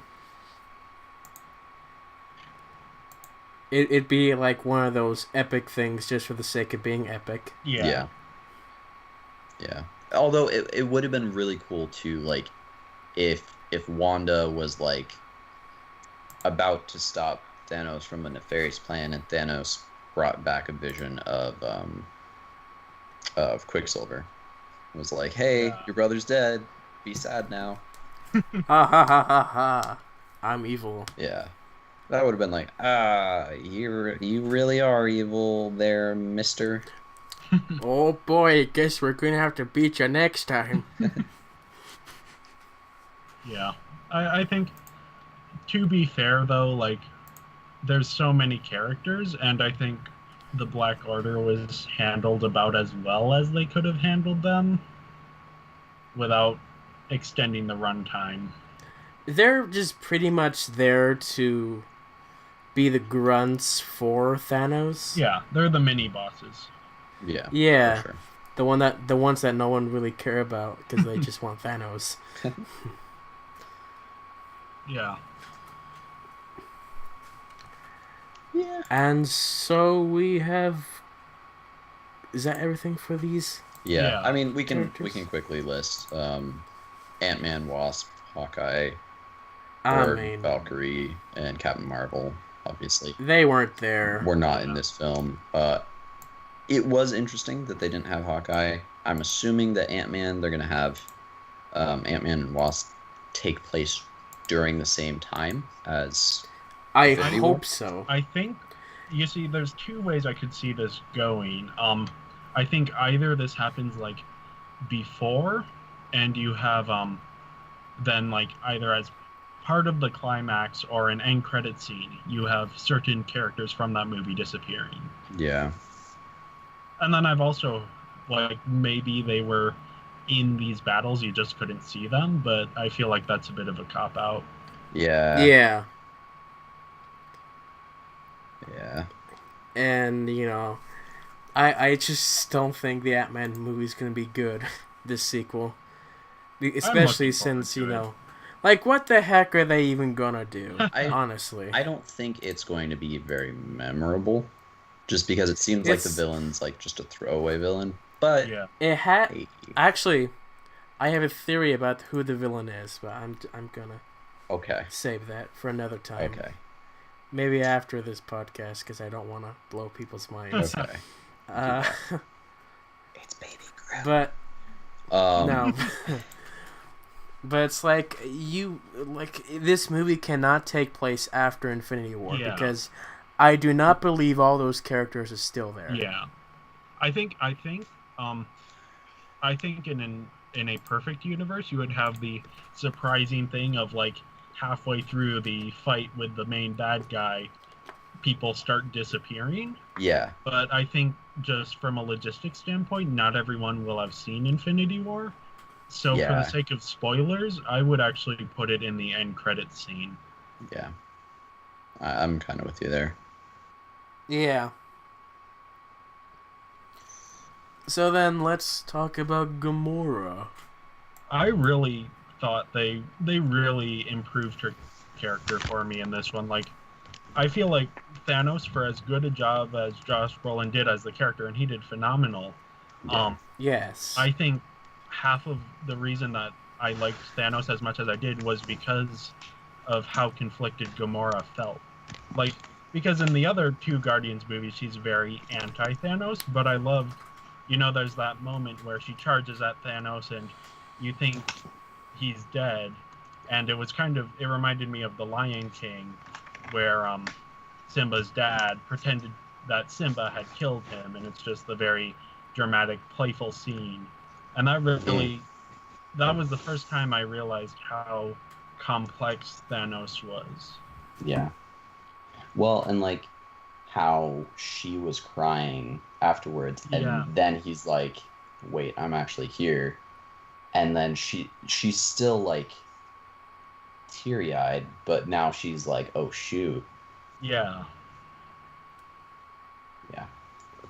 She was definitely like, it was interesting because she had character development in the first Guardians and kind of in the second. Not so much. She was more there to tell Quill, like, hey, your father, I don't like him. Yeah. And the whole thing with Nebula and whatever. Of course. But like in this one, it was like, hey, there's a reason why she acts the way she acts. Like there's a reason why she's on the run from Thanos. And like, yeah. Also, she has a dagger that she's never had before. I think that's fine to retcon in. I think that was one of the best scenes in the movie in terms of like, just for visual symbolism. He's of course showing her how to balance the dagger, but then if you look in the background of the scene, the shot itself is very unbalanced because you have half the people alive and half are dead, and so it's kind of the filmmakers calling out Thanos, and that his balancing of the universe isn't actually balancing the universe. Yeah.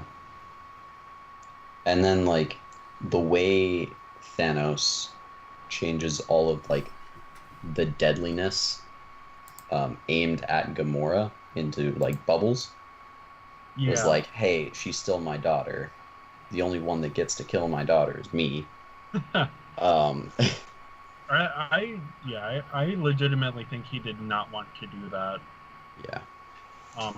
And that moment was, I think Gamora makes Thanos as much as Thanos makes Thanos. Yeah. For me. So a nitpick on her death, and that's pretty much my contribution is nitpicks, is that how she didn't realize. Yeah, I do think she came off as a bit of an idiot in that last scene, but part of it is because I already... it's kind of for some of the audience who may not be clicking that up at that moment. So it's like, oh, you need to have that extra thing where it's like, oh, these tears are not for himself kind of a thing. Well, and And so I can get why they would do that, but still, it just takes away the power from that scene. And I like the visual where as he's dragging her, she's hitting him as if like a little toddler is hitting when they're being dragged. I actually... So I thought... another like small moment that impacted me in that was when she's pleading with Thanos, she's almost hanging off of him. And throughout the movie, you know, none of the other characters want to get close to him at all because he's just such a physically he's just this huge being, and yet Gamora, since he's been her father figure, she's very comfortable being up close to him. Yeah. And like another thing that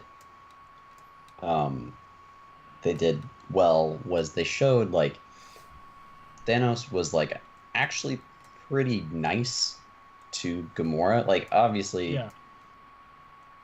killing half of someone's planet isn't particularly nice, but he did go out of his way to spare her and raise her and train And her also, and whatever. and also when he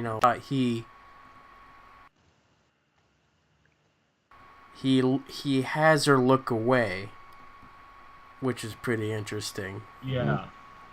Yeah. But then also like at the very end when Nebula is running at him and he treats her with such disregard that he values her parts over her, you can see why Nebula hates him and despised her sister for so long. Yeah, there's definite favoritism. Yeah. I think Thanos was an incredible father for Gamora, and that's about it. Yeah. But at the same time, like, he's transitioning onto the character of Thanos. He's lived a long life, and as far as we know, he's the only survivor of his planet's extinction. Yeah. And he dealt with a lot there, and that was super cool to see because it was contrary to a lot of Marvel movies. One thing that they did pretty well in Black Panther, but I could sympathize with Thanos, at least to some degree. Like, yeah, personally, in the argument for overpopulation, I think personally people should be having less kids because having a lot of people, at least in the States, is kind of messing up the economy. But I also like how this film portrays just slaughtering thousands and thousands of people, because that is also not the solution. Yeah. And although it's effective, it should never be our solution. And yeah, you brought up Black Panther. I think both villains work well because there's a certain amount of truth to what they're saying. And one of the other things that I like about Thanos, they gave him a real hero's journey in this. Yeah. And it's actually an even more tragic hero's journey than even, like, I guess the iconic one is Lord of the Rings, because Thanos doesn't have a Gandalf. Thanos doesn't have someone who's, you know, telling him, yes, this is what you should be doing and you're on the right path.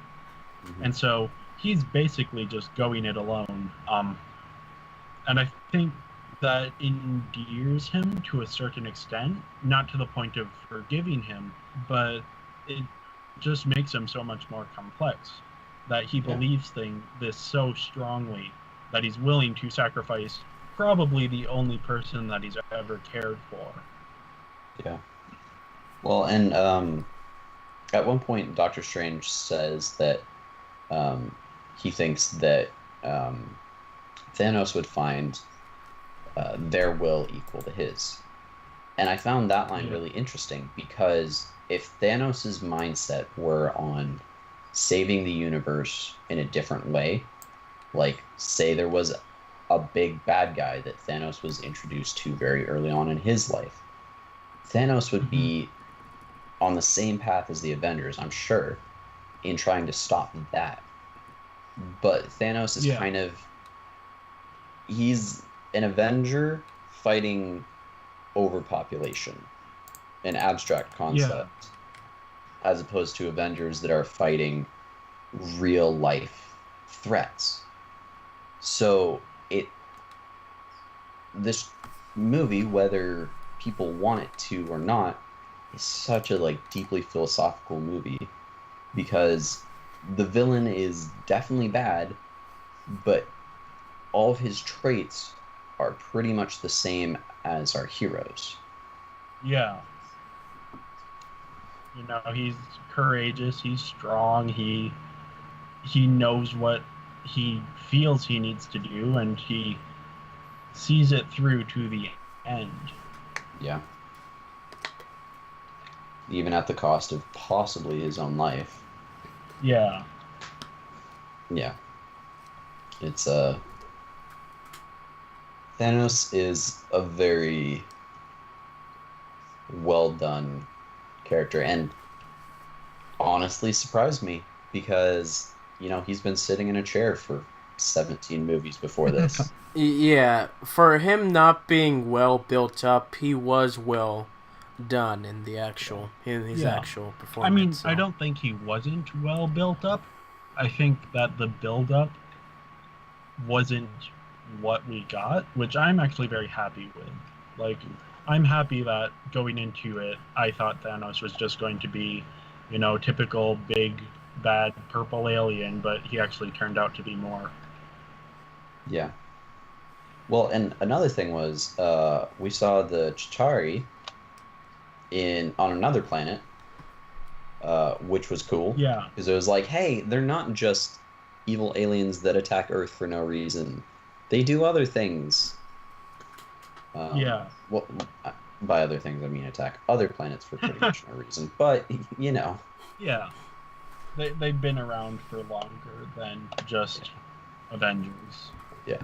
So that was pretty cool too. Like I think as much as like they focused on the heroes, all like 32 or whatever of them, they did a great job on their villains. And even the throwaway villains that were just the mini bosses were like, okay, we all know that you're the mini bosses, but at the same time, you guys are, regardless of how cool and unique you guys are, you're all going to be in the shadow of Thanos in this movie anyways.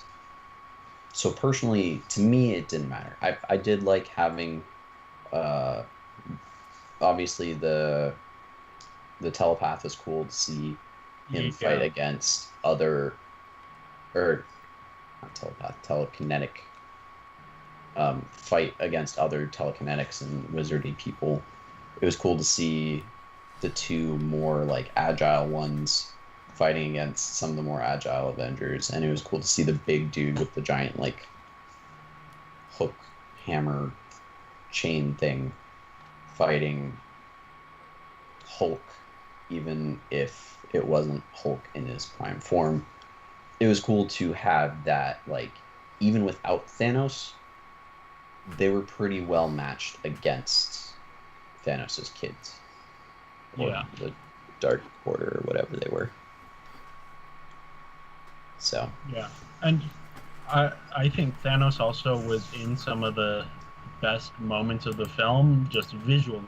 I think Volmir, which is, I believe, the name of the planet where they get the Soul Stone, was visually incredible. Like, they had the sea that's also the desert, and then the mountain, and it was very heavy metal type album color, but very beautiful. And then also that scene where right after he snaps his fingers and he goes to the very orange, I would assume actually that it's inside the Soul Stone or something. Yeah. He sees young Gamora, and she asks him, "Did you do it?" And he goes, "Yeah." And what did it cost? Everything. Yeah.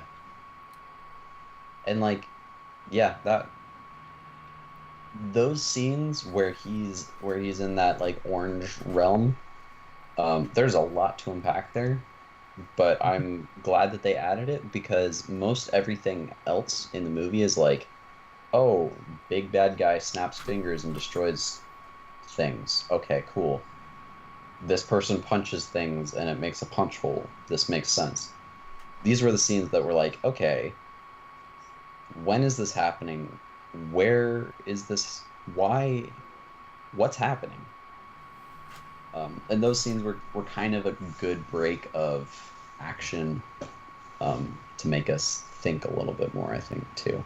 And that ending of the movie, I'm so happy Yeah. that they ended it that way with like everyone dying because Yeah. I don't think we've ever in so far in movies and the shows have an ending where the villain actually gets his ending where everyone dies besides well, Cabin in the Woods.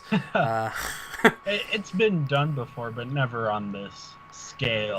yeah, not on this scale, and not with like all these characters that we quote unquote love.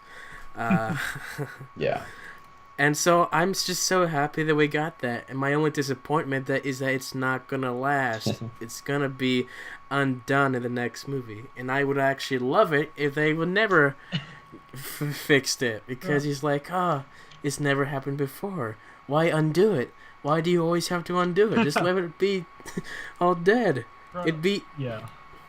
I think from a storytelling perspective, I agree with you, but Mhm. from like a humanity perspective, I really Of want course. to see Doctor Strange. I really want to see Black Panther, and Yeah. Of I want course. to see Spider-Man and all of those characters. Yeah. yeah. I think certain characters I would be okay with them killing off in either this movie or the next. Like either I would assume that all the characters that got disintegrated are going to come back somehow. Yeah. Yes. The characters that Cap. yeah, the characters that were just killed, however, like Loki or Gamora, or well, I'm sure Gamora's coming back, but Uh-huh. other I characters. hope not, but yeah. Yeah. I think those characters, like, I kind of would be okay with them staying dead. It makes Yeah. this movie hold a lot more weight. Yeah. The watching this movie, part of the reason I enjoyed it, I grew up, well, like you guys, on Bionicle, and Of course. for me, this movie was akin to 2008 Bionicle, where Oh, everything's okay. just starting to get Yeah. into place. You're switching between different perspectives. We're going to new places. We're fighting threats that we don't really know completely about yet. And in the end of the 2008 Bionicle series, Oh, I remember spoilers, that. Pterodax takes over the entire universe, and the old god, basically, Matt Nui, gets cast to a desert wasteland. And it ends there until, the next section. But just that feeling of, okay, well, all the characters that died for this are now, they died for the cause, and, like, their sacrifices are noted, but they're not, like, it didn't end up accomplishing something, and in that their sacrifices kind of became more realistic. The reason why Motoro's death in Bionicle is so, like, sad is because he doesn't come back at all, ever. Even when they introduce the Red Star, where they're like, hey, yeah, we actually have been blackboxing all of you guys, so don't worry, we have the whole universe set to autosave. Motoro still doesn't come back, and that makes his sacrifice, as well as the Mask of Life's own sacrifice, so important. And that's a lot of what I saw in this movie. It was like, with all of the characters, they had sacrifice, and I know that most of them are going to come back. But it gives this movie more substance if one or two of the characters stay dead. Kind of like, again, this is not my favorite Avengers movie, but having Quicksilver die in Ultron was like, okay, at least somebody's dead. This actually is more realistic now. Yeah. It adds stakes to the rest of the movies. Yeah. Which is why I wish, people actually died in Civil War. Yeah, I I mean, think having I don't seen know. Infinity War and how big of a role War Machine played, I'm Yeah. happy that he Yeah, didn't, but I I still can. think it's a flaw of Civil War as a standalone film. Yeah, and I think they didn't kill anyone off because they wanted this moment here Yeah. to be such a big one. Yeah. Yeah. And I I think for the overall narrative, I definitely like that. But I agree with you. When Civil War happened, I didn't think War Machine was big enough of a character for it to have mattered whether he survived or not. Um, but now seeing the full perspective from this angle, it's like, okay, I can dig it. It was still a heartbreaking moment because we didn't know what kind of injuries he would have. But now that we can look at it and be like, okay, well, this is actually kind of important to the story. I think yeah. overall, I think it was a good play. I'll quickly address, since we're on this topic, my theory for the next movie. So there's obviously the theory that that the next movie will either mostly focus on, or at least partially focus on, the Avengers trying to get the Infinity Stones back. Which More specifically, the Time Stone. yeah, and I think along those lines, I've actually seen, I'm not sure if these photos were doctored or anything, but it had, Captain America with one Infinity Stone slot on his glove. So an interesting thing I would like to see if they do that is that a bunch of the Avengers each have one spot, and then they have to team up to, but then the other, and I think this is the way I hope they go, and this is especially, they've been saying that the next movie is not Infinity War Part 2.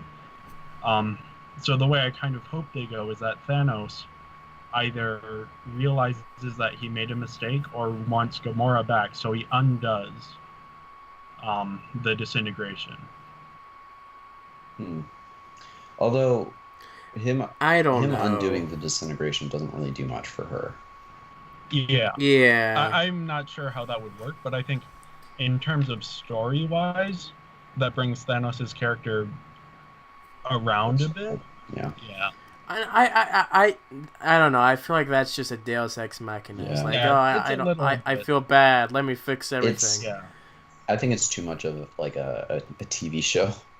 Like they do that with Arrow too much, where it's like, oh boy, everybody knows he's the Arrow now. It's season finale. And then the next episode of the first season of the next episode, it's like, and we solved that. Now on to other problems.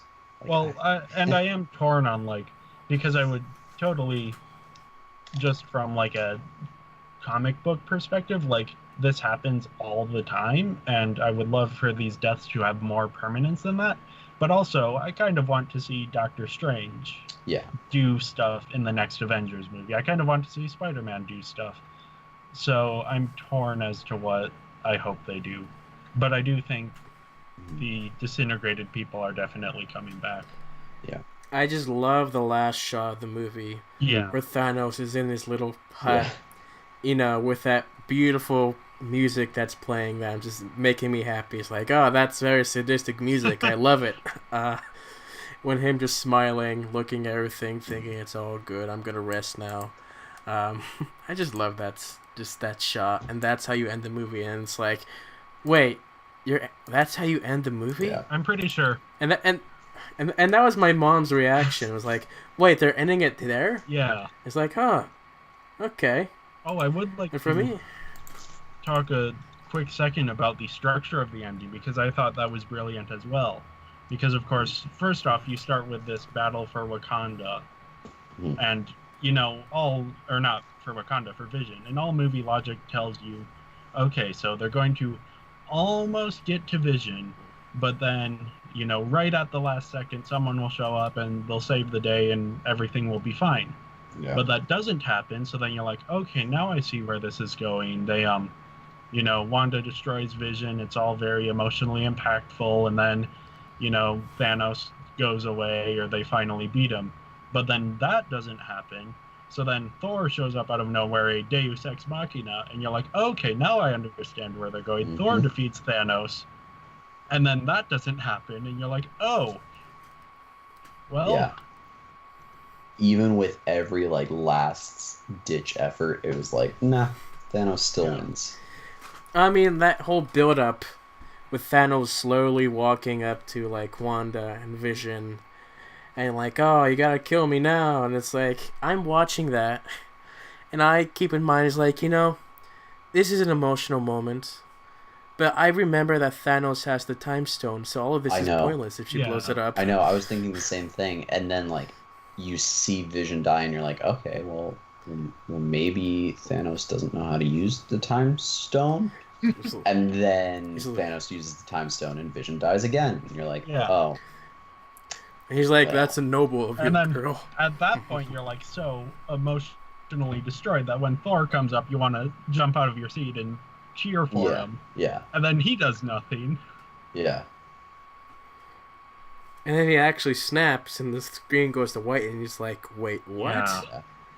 Well, and so two other theories I've heard as far as the snap is that either one, what the snap did was it made a parallel dimension where all of the disintegrated people think that the other people disintegrated, which part of me is like, okay, I don't know, fun, but also it seemed very apparent that, like, at least Spidey didn't feel good about disintegrating. So, I don't know. Yeah, because it seems like they were somewhat aware that something was happening with them. And then the other theory is that when they were killed, they were trapped inside the Soul Stone. Which, I mean, maybe. I'm not opposed to, per se, but I don't know. Something's got to be fixed at some point. All I know is that, but I don't want them to be fixed. Yeah. Well, and then there's also the question of when everything gets fixed, they obviously aren't going to want another Thanos situation. Are they just going to destroy the Infinity Stones? Or... How? I hope that they do, just because I don't want the Time Stone to become... let's undo absolutely everything that has already been done. Yeah. And then they're gonna regret that in the future. See, well, yeah. They have to do something with it. And, like, my thought is, like, I think it would be cool if these gemstones were tied to, like, the actual thing that they are. So, like, by destroying the Mind Stone, the concept of a mind in the universe can no longer exist. Destroying the Time Stone means that time no longer exists. Things like that. Okay. I just don't know how they would get rid of the stones in that scenario. Yeah. Throw it in the fires of Mount Doom. That's probably it. I mean, we already have Galadriel and Elrond and Thranduil and... I mean... Éomer. Yeah. We got Bilbo, too. Yeah, Bilbo and Sauron. We had Smeagol. Yep. Oh, he dies? Okay. That's Black Panther criticism. I don't think they should have killed Claw. I have not seen the movie, so... I mean, okay, whatever. It's not... Yeah. He wasn't that big of a character anyway, but, Yeah. It's Andy Serkis. You don't want Andy Serkis. Yeah. And he was having so much fun playing the character that I hope... That's a character I would like to see brought back. Yeah. Man, what's with Andy Serkis characters dying so frequently as of late? Oh, yeah. Especially in Planet of the Apes. Haven't seen that one, but good to know. I mean, it's kind of obvious at some point. I haven't seen any of the Planet of the Apes, so it's... Well, still... you know something's gonna happen in the future, yeah. That's for sure. Let's talk about the end credits scene, which I kind of wish there wasn't any, just so you can screw with the fans. That would be so I'm glad mean. it was there. Like, when it started, well, right after the movie, I'm like, well, that was bleak. I want to feel better for a little bit. And I was worried that as soon as I started the end credit sequence and people started disappearing, I'm like, oh no, this is going to make me feel bad again. Yeah. But I do like that they ended with, Captain Marvel, and there is hope. Yeah. And then Samuel L. Jackson Yeah. gets to do his classic line. Yeah. Mother. Yeah, and it's kind of like, oh, I know that they were teasing Captain Marvel, but it's like, I don't really. Why should I care about that? Yeah. Well, her So movie's coming out after. Yeah. That's the I next know. after Ant-Man. But it's like they have that little build up, and it's like it'd be better if you were teasing a character that we know, maybe like other characters that we know from the TV shows or something. I don't know. yeah. Yeah. Which I know there weren't, but it'd be cool. So it's The TV show's quick non sequitur. I would be interested. What are they if gonna do? Brought that into the TV shows, like Infinity War. Into Oh the yeah. TV shows. Into like Jessica Jones and whatnot. Yeah. Yeah. Like when have they even started filming the other shows yet? I don't know. I don't know. Yeah, I wonder what level of knowledge the writers for those shows get as far as Marvel stuff. Like, I also, know Agents of S.H.I.E.L.D. has a good bit of knowledge. Yeah. I will say, I was for the watching the most most recent episode of Legion, and I kind of had to stop myself from laughing. One of the characters pretended to use a gun, and bubbles came out. And then at one point in the episode, another character got disintegrated, and I thought, oh, well, I guess they're or Disney's getting Fox, so I guess there's a bit of tie. Yeah. But That's funny. I'll also go see Legion if you haven't yet. Yeah, that's on my list for sure. I understand it's a weird show. It is incredible. It's not for everyone, of course. As far as Captain Marvel, does Marvel have? Because I know Marvel and DC have had contention about that name in the past. So here's what happened. So they finally just had to change up the DC Captain Marvel to Shazam officially. Okay. I was wondering about that. So whenever a Young Justice season 3 comes up, the characters could be renamed to Shazam, I think. Okay. I'm personally okay with that. I think Captain Marvel is kind of a meh name anyways. I think Shazam. I mean, I kind of don't like that they have to do copyright on that, but Yeah, and I mean, it does kind of make sense in terms of like Captain Marvel is a DC character. It was kind of weird. Now this kind of makes sense. It's like, oh, that's why Marvel is Marvel, because Marvel. Yeah.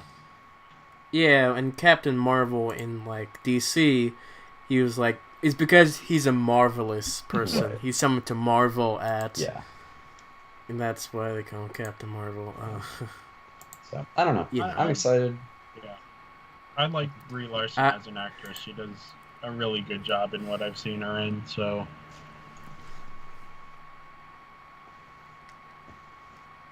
Yeah. I mean, honestly, the end scene, for me, like, I didn't realize that that's what they were hinting at until I had someone explain that to me.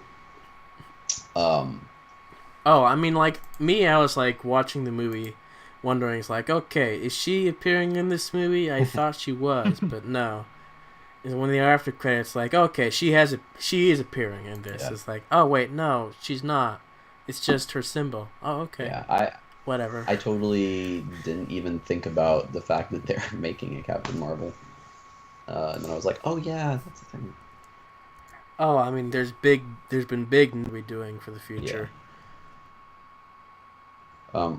The thing that the end credit scene did do for me, though, it was very nice to see the normal public people reaction to, hey, half the planet's dead. Yes, there's going to be a lot of car crashes. There was a helicopter crash. Like, there's a lot of that stuff. Also, it showed, it made sure we knew that, I was about to call him Slade because Fury. of the patch.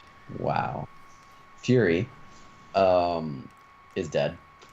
And also, just an interesting note, it seemed like in the other scenes, people were definitely disappearing at different times, but like Fury disappeared well after the dude in the car in front of him. Yeah. So that was just kind of a like, It's eh, it's very dramatic timing based on how long it takes Yeah. for you to disappear. You know, how important were you to the plot, and how many lines do you need to say before you course. disappear? yeah.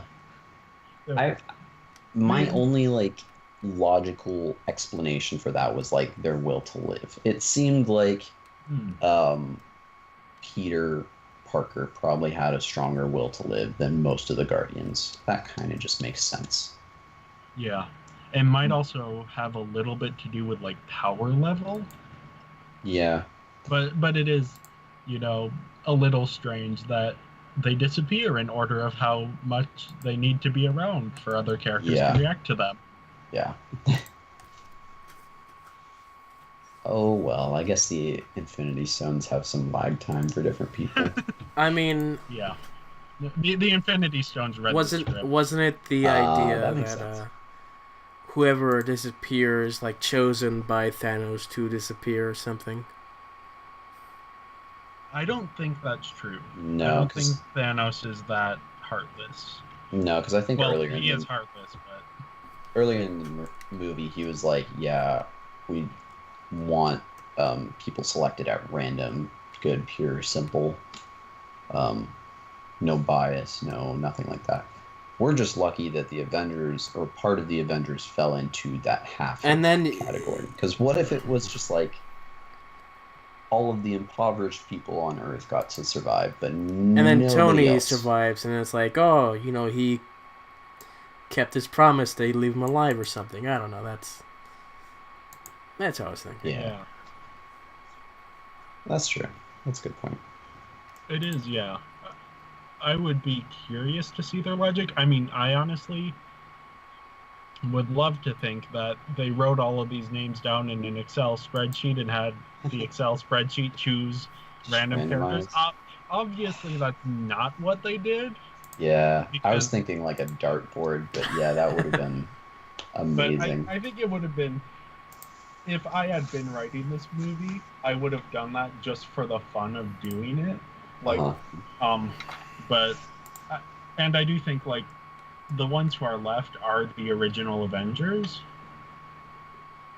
Yeah, So that's true. I think that that's interesting that, you know, they're letting the original Avengers sort of have a final movie about them. Yeah, Before. except maybe or maybe not Hawkeye. I'm pretty sure Hawkeye. I'm sure was- he's coming back for the final finale, which probably means I would he's assume so. probably gonna die then. Which I don't. No, I don't want him Yeah. to die. Like he's the one character that I don't want to Okay. die because he has a family. That's my justification. So my guess is of the characters that stay dead between these two films, I think Cap's gonna die. Oh yeah, it Yeah. needs to happen. Or maybe actually, and Tony's gonna die.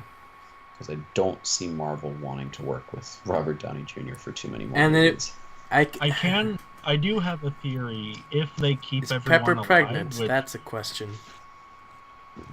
I don't think so.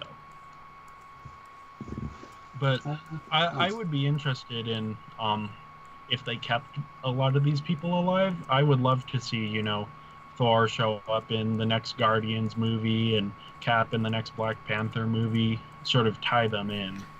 Yeah. Well, and even like Thor, assuming that more than just he survived for Asgard or survives later on down the road.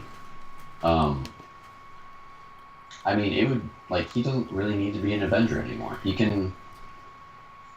It makes total sense for him to just be the new ruler of Asgard. Yeah. And then like, hey, maybe the Guardians visit Asgard, or any number of things. Yeah, That- good. I don't know.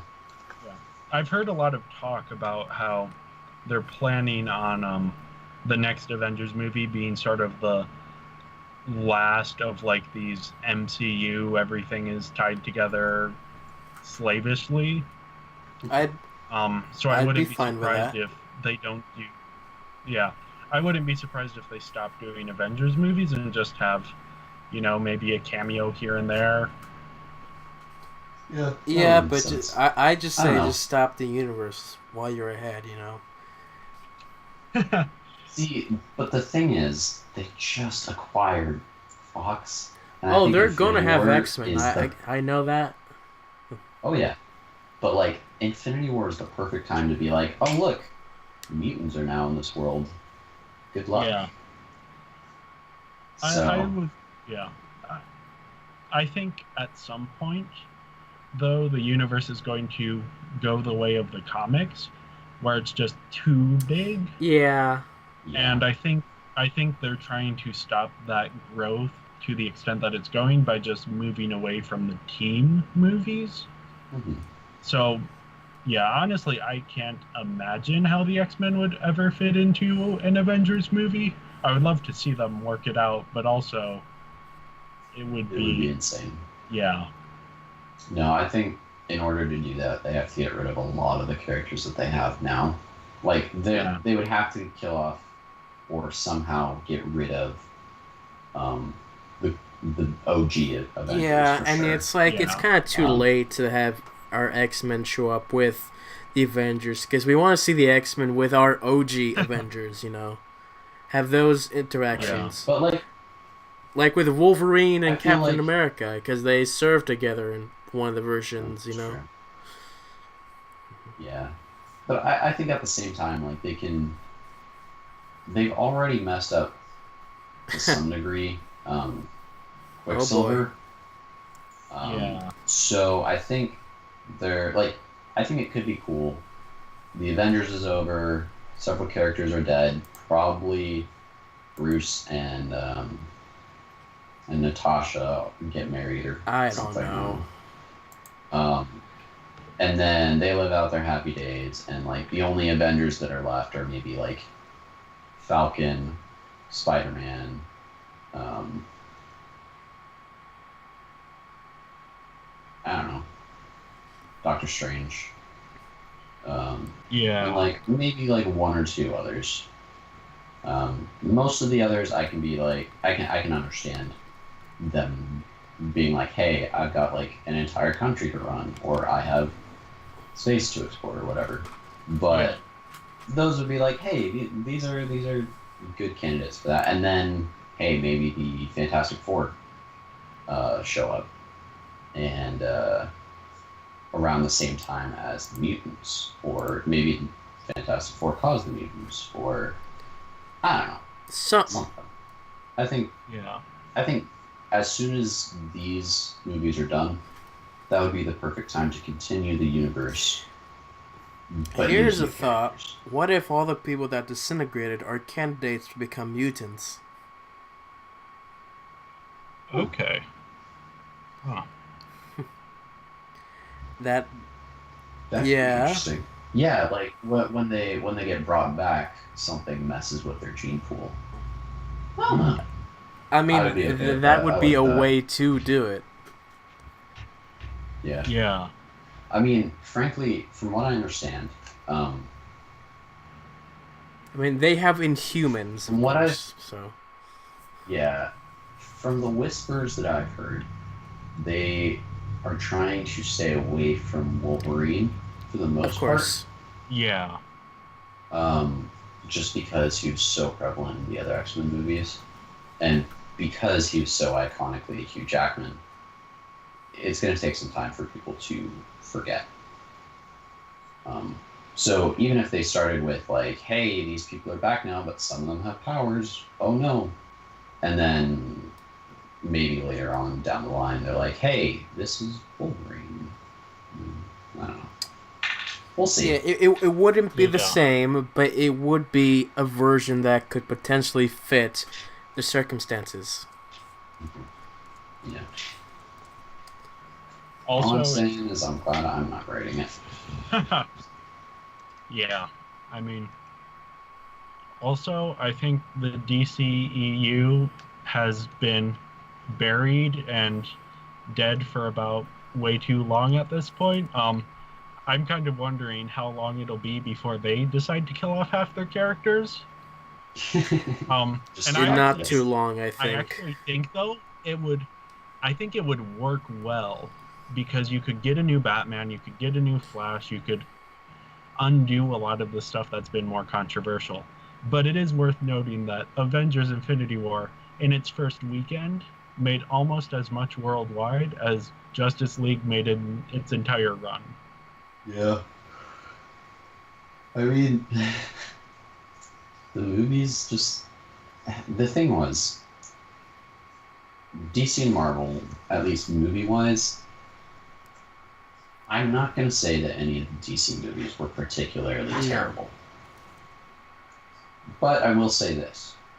Avengers, the whole Avengers universe was planned from the beginning to be big.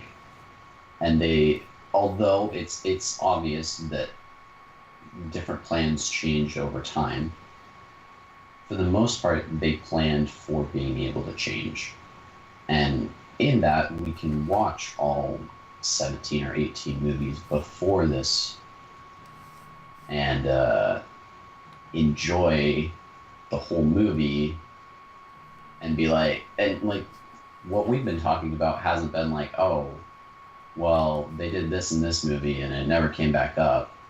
And this movie sucks. It was mostly like, hey, look at all these characters that we've grown to enjoy, and look at how they die and how sad that is. Like, Marvel did a very good job setting up this movie, whereas DC was just like, oh, Marvel's doing something. Let's put Superman on screen. Okay, cool. I guess we could like put a Wonder Woman and we'll just do Justice League now. Perfect. I mean, to the punch. Justice League, off the bat, it could work, and it has worked before, but it needs to be at a point where the characters should be already in their prime, and not just like, oh, we're brand new characters. Yeah. My favorite thing is that Marvel lost the first round of this fight. The Dark Knight was so much more successful than Iron Man and the Hulk. Yeah. And then they just kind of snuck up on everyone. And I think that they just did an incredible job. I don't know how intentional that was, but they flew under the radar until just the right moment, and then everyone else was scrambling to try and repeat what they had done. And I'm not sure if we'll ever get a repeat with what we've had with Marvel here, with about 10 years of movies where I'm kind of tired of this long journey. I want to see a payoff, like a very end thing, knowing that this is the entire legacy, and not just that it just keeps going and we got to keep doing more and more, how that is.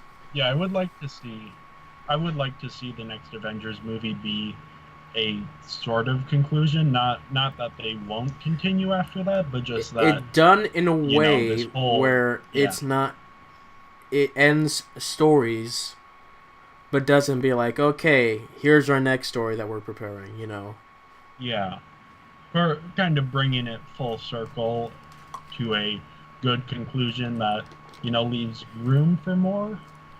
And there's definitely going to be more, but doesn't leave stuff hanging. Yeah. Okay. Is that everything we have for this very long podcast? Yeah. That's all I got. Quickly, where do you think Infinity War ranks on your Marvel movie favorite list? For me, it's either one or two.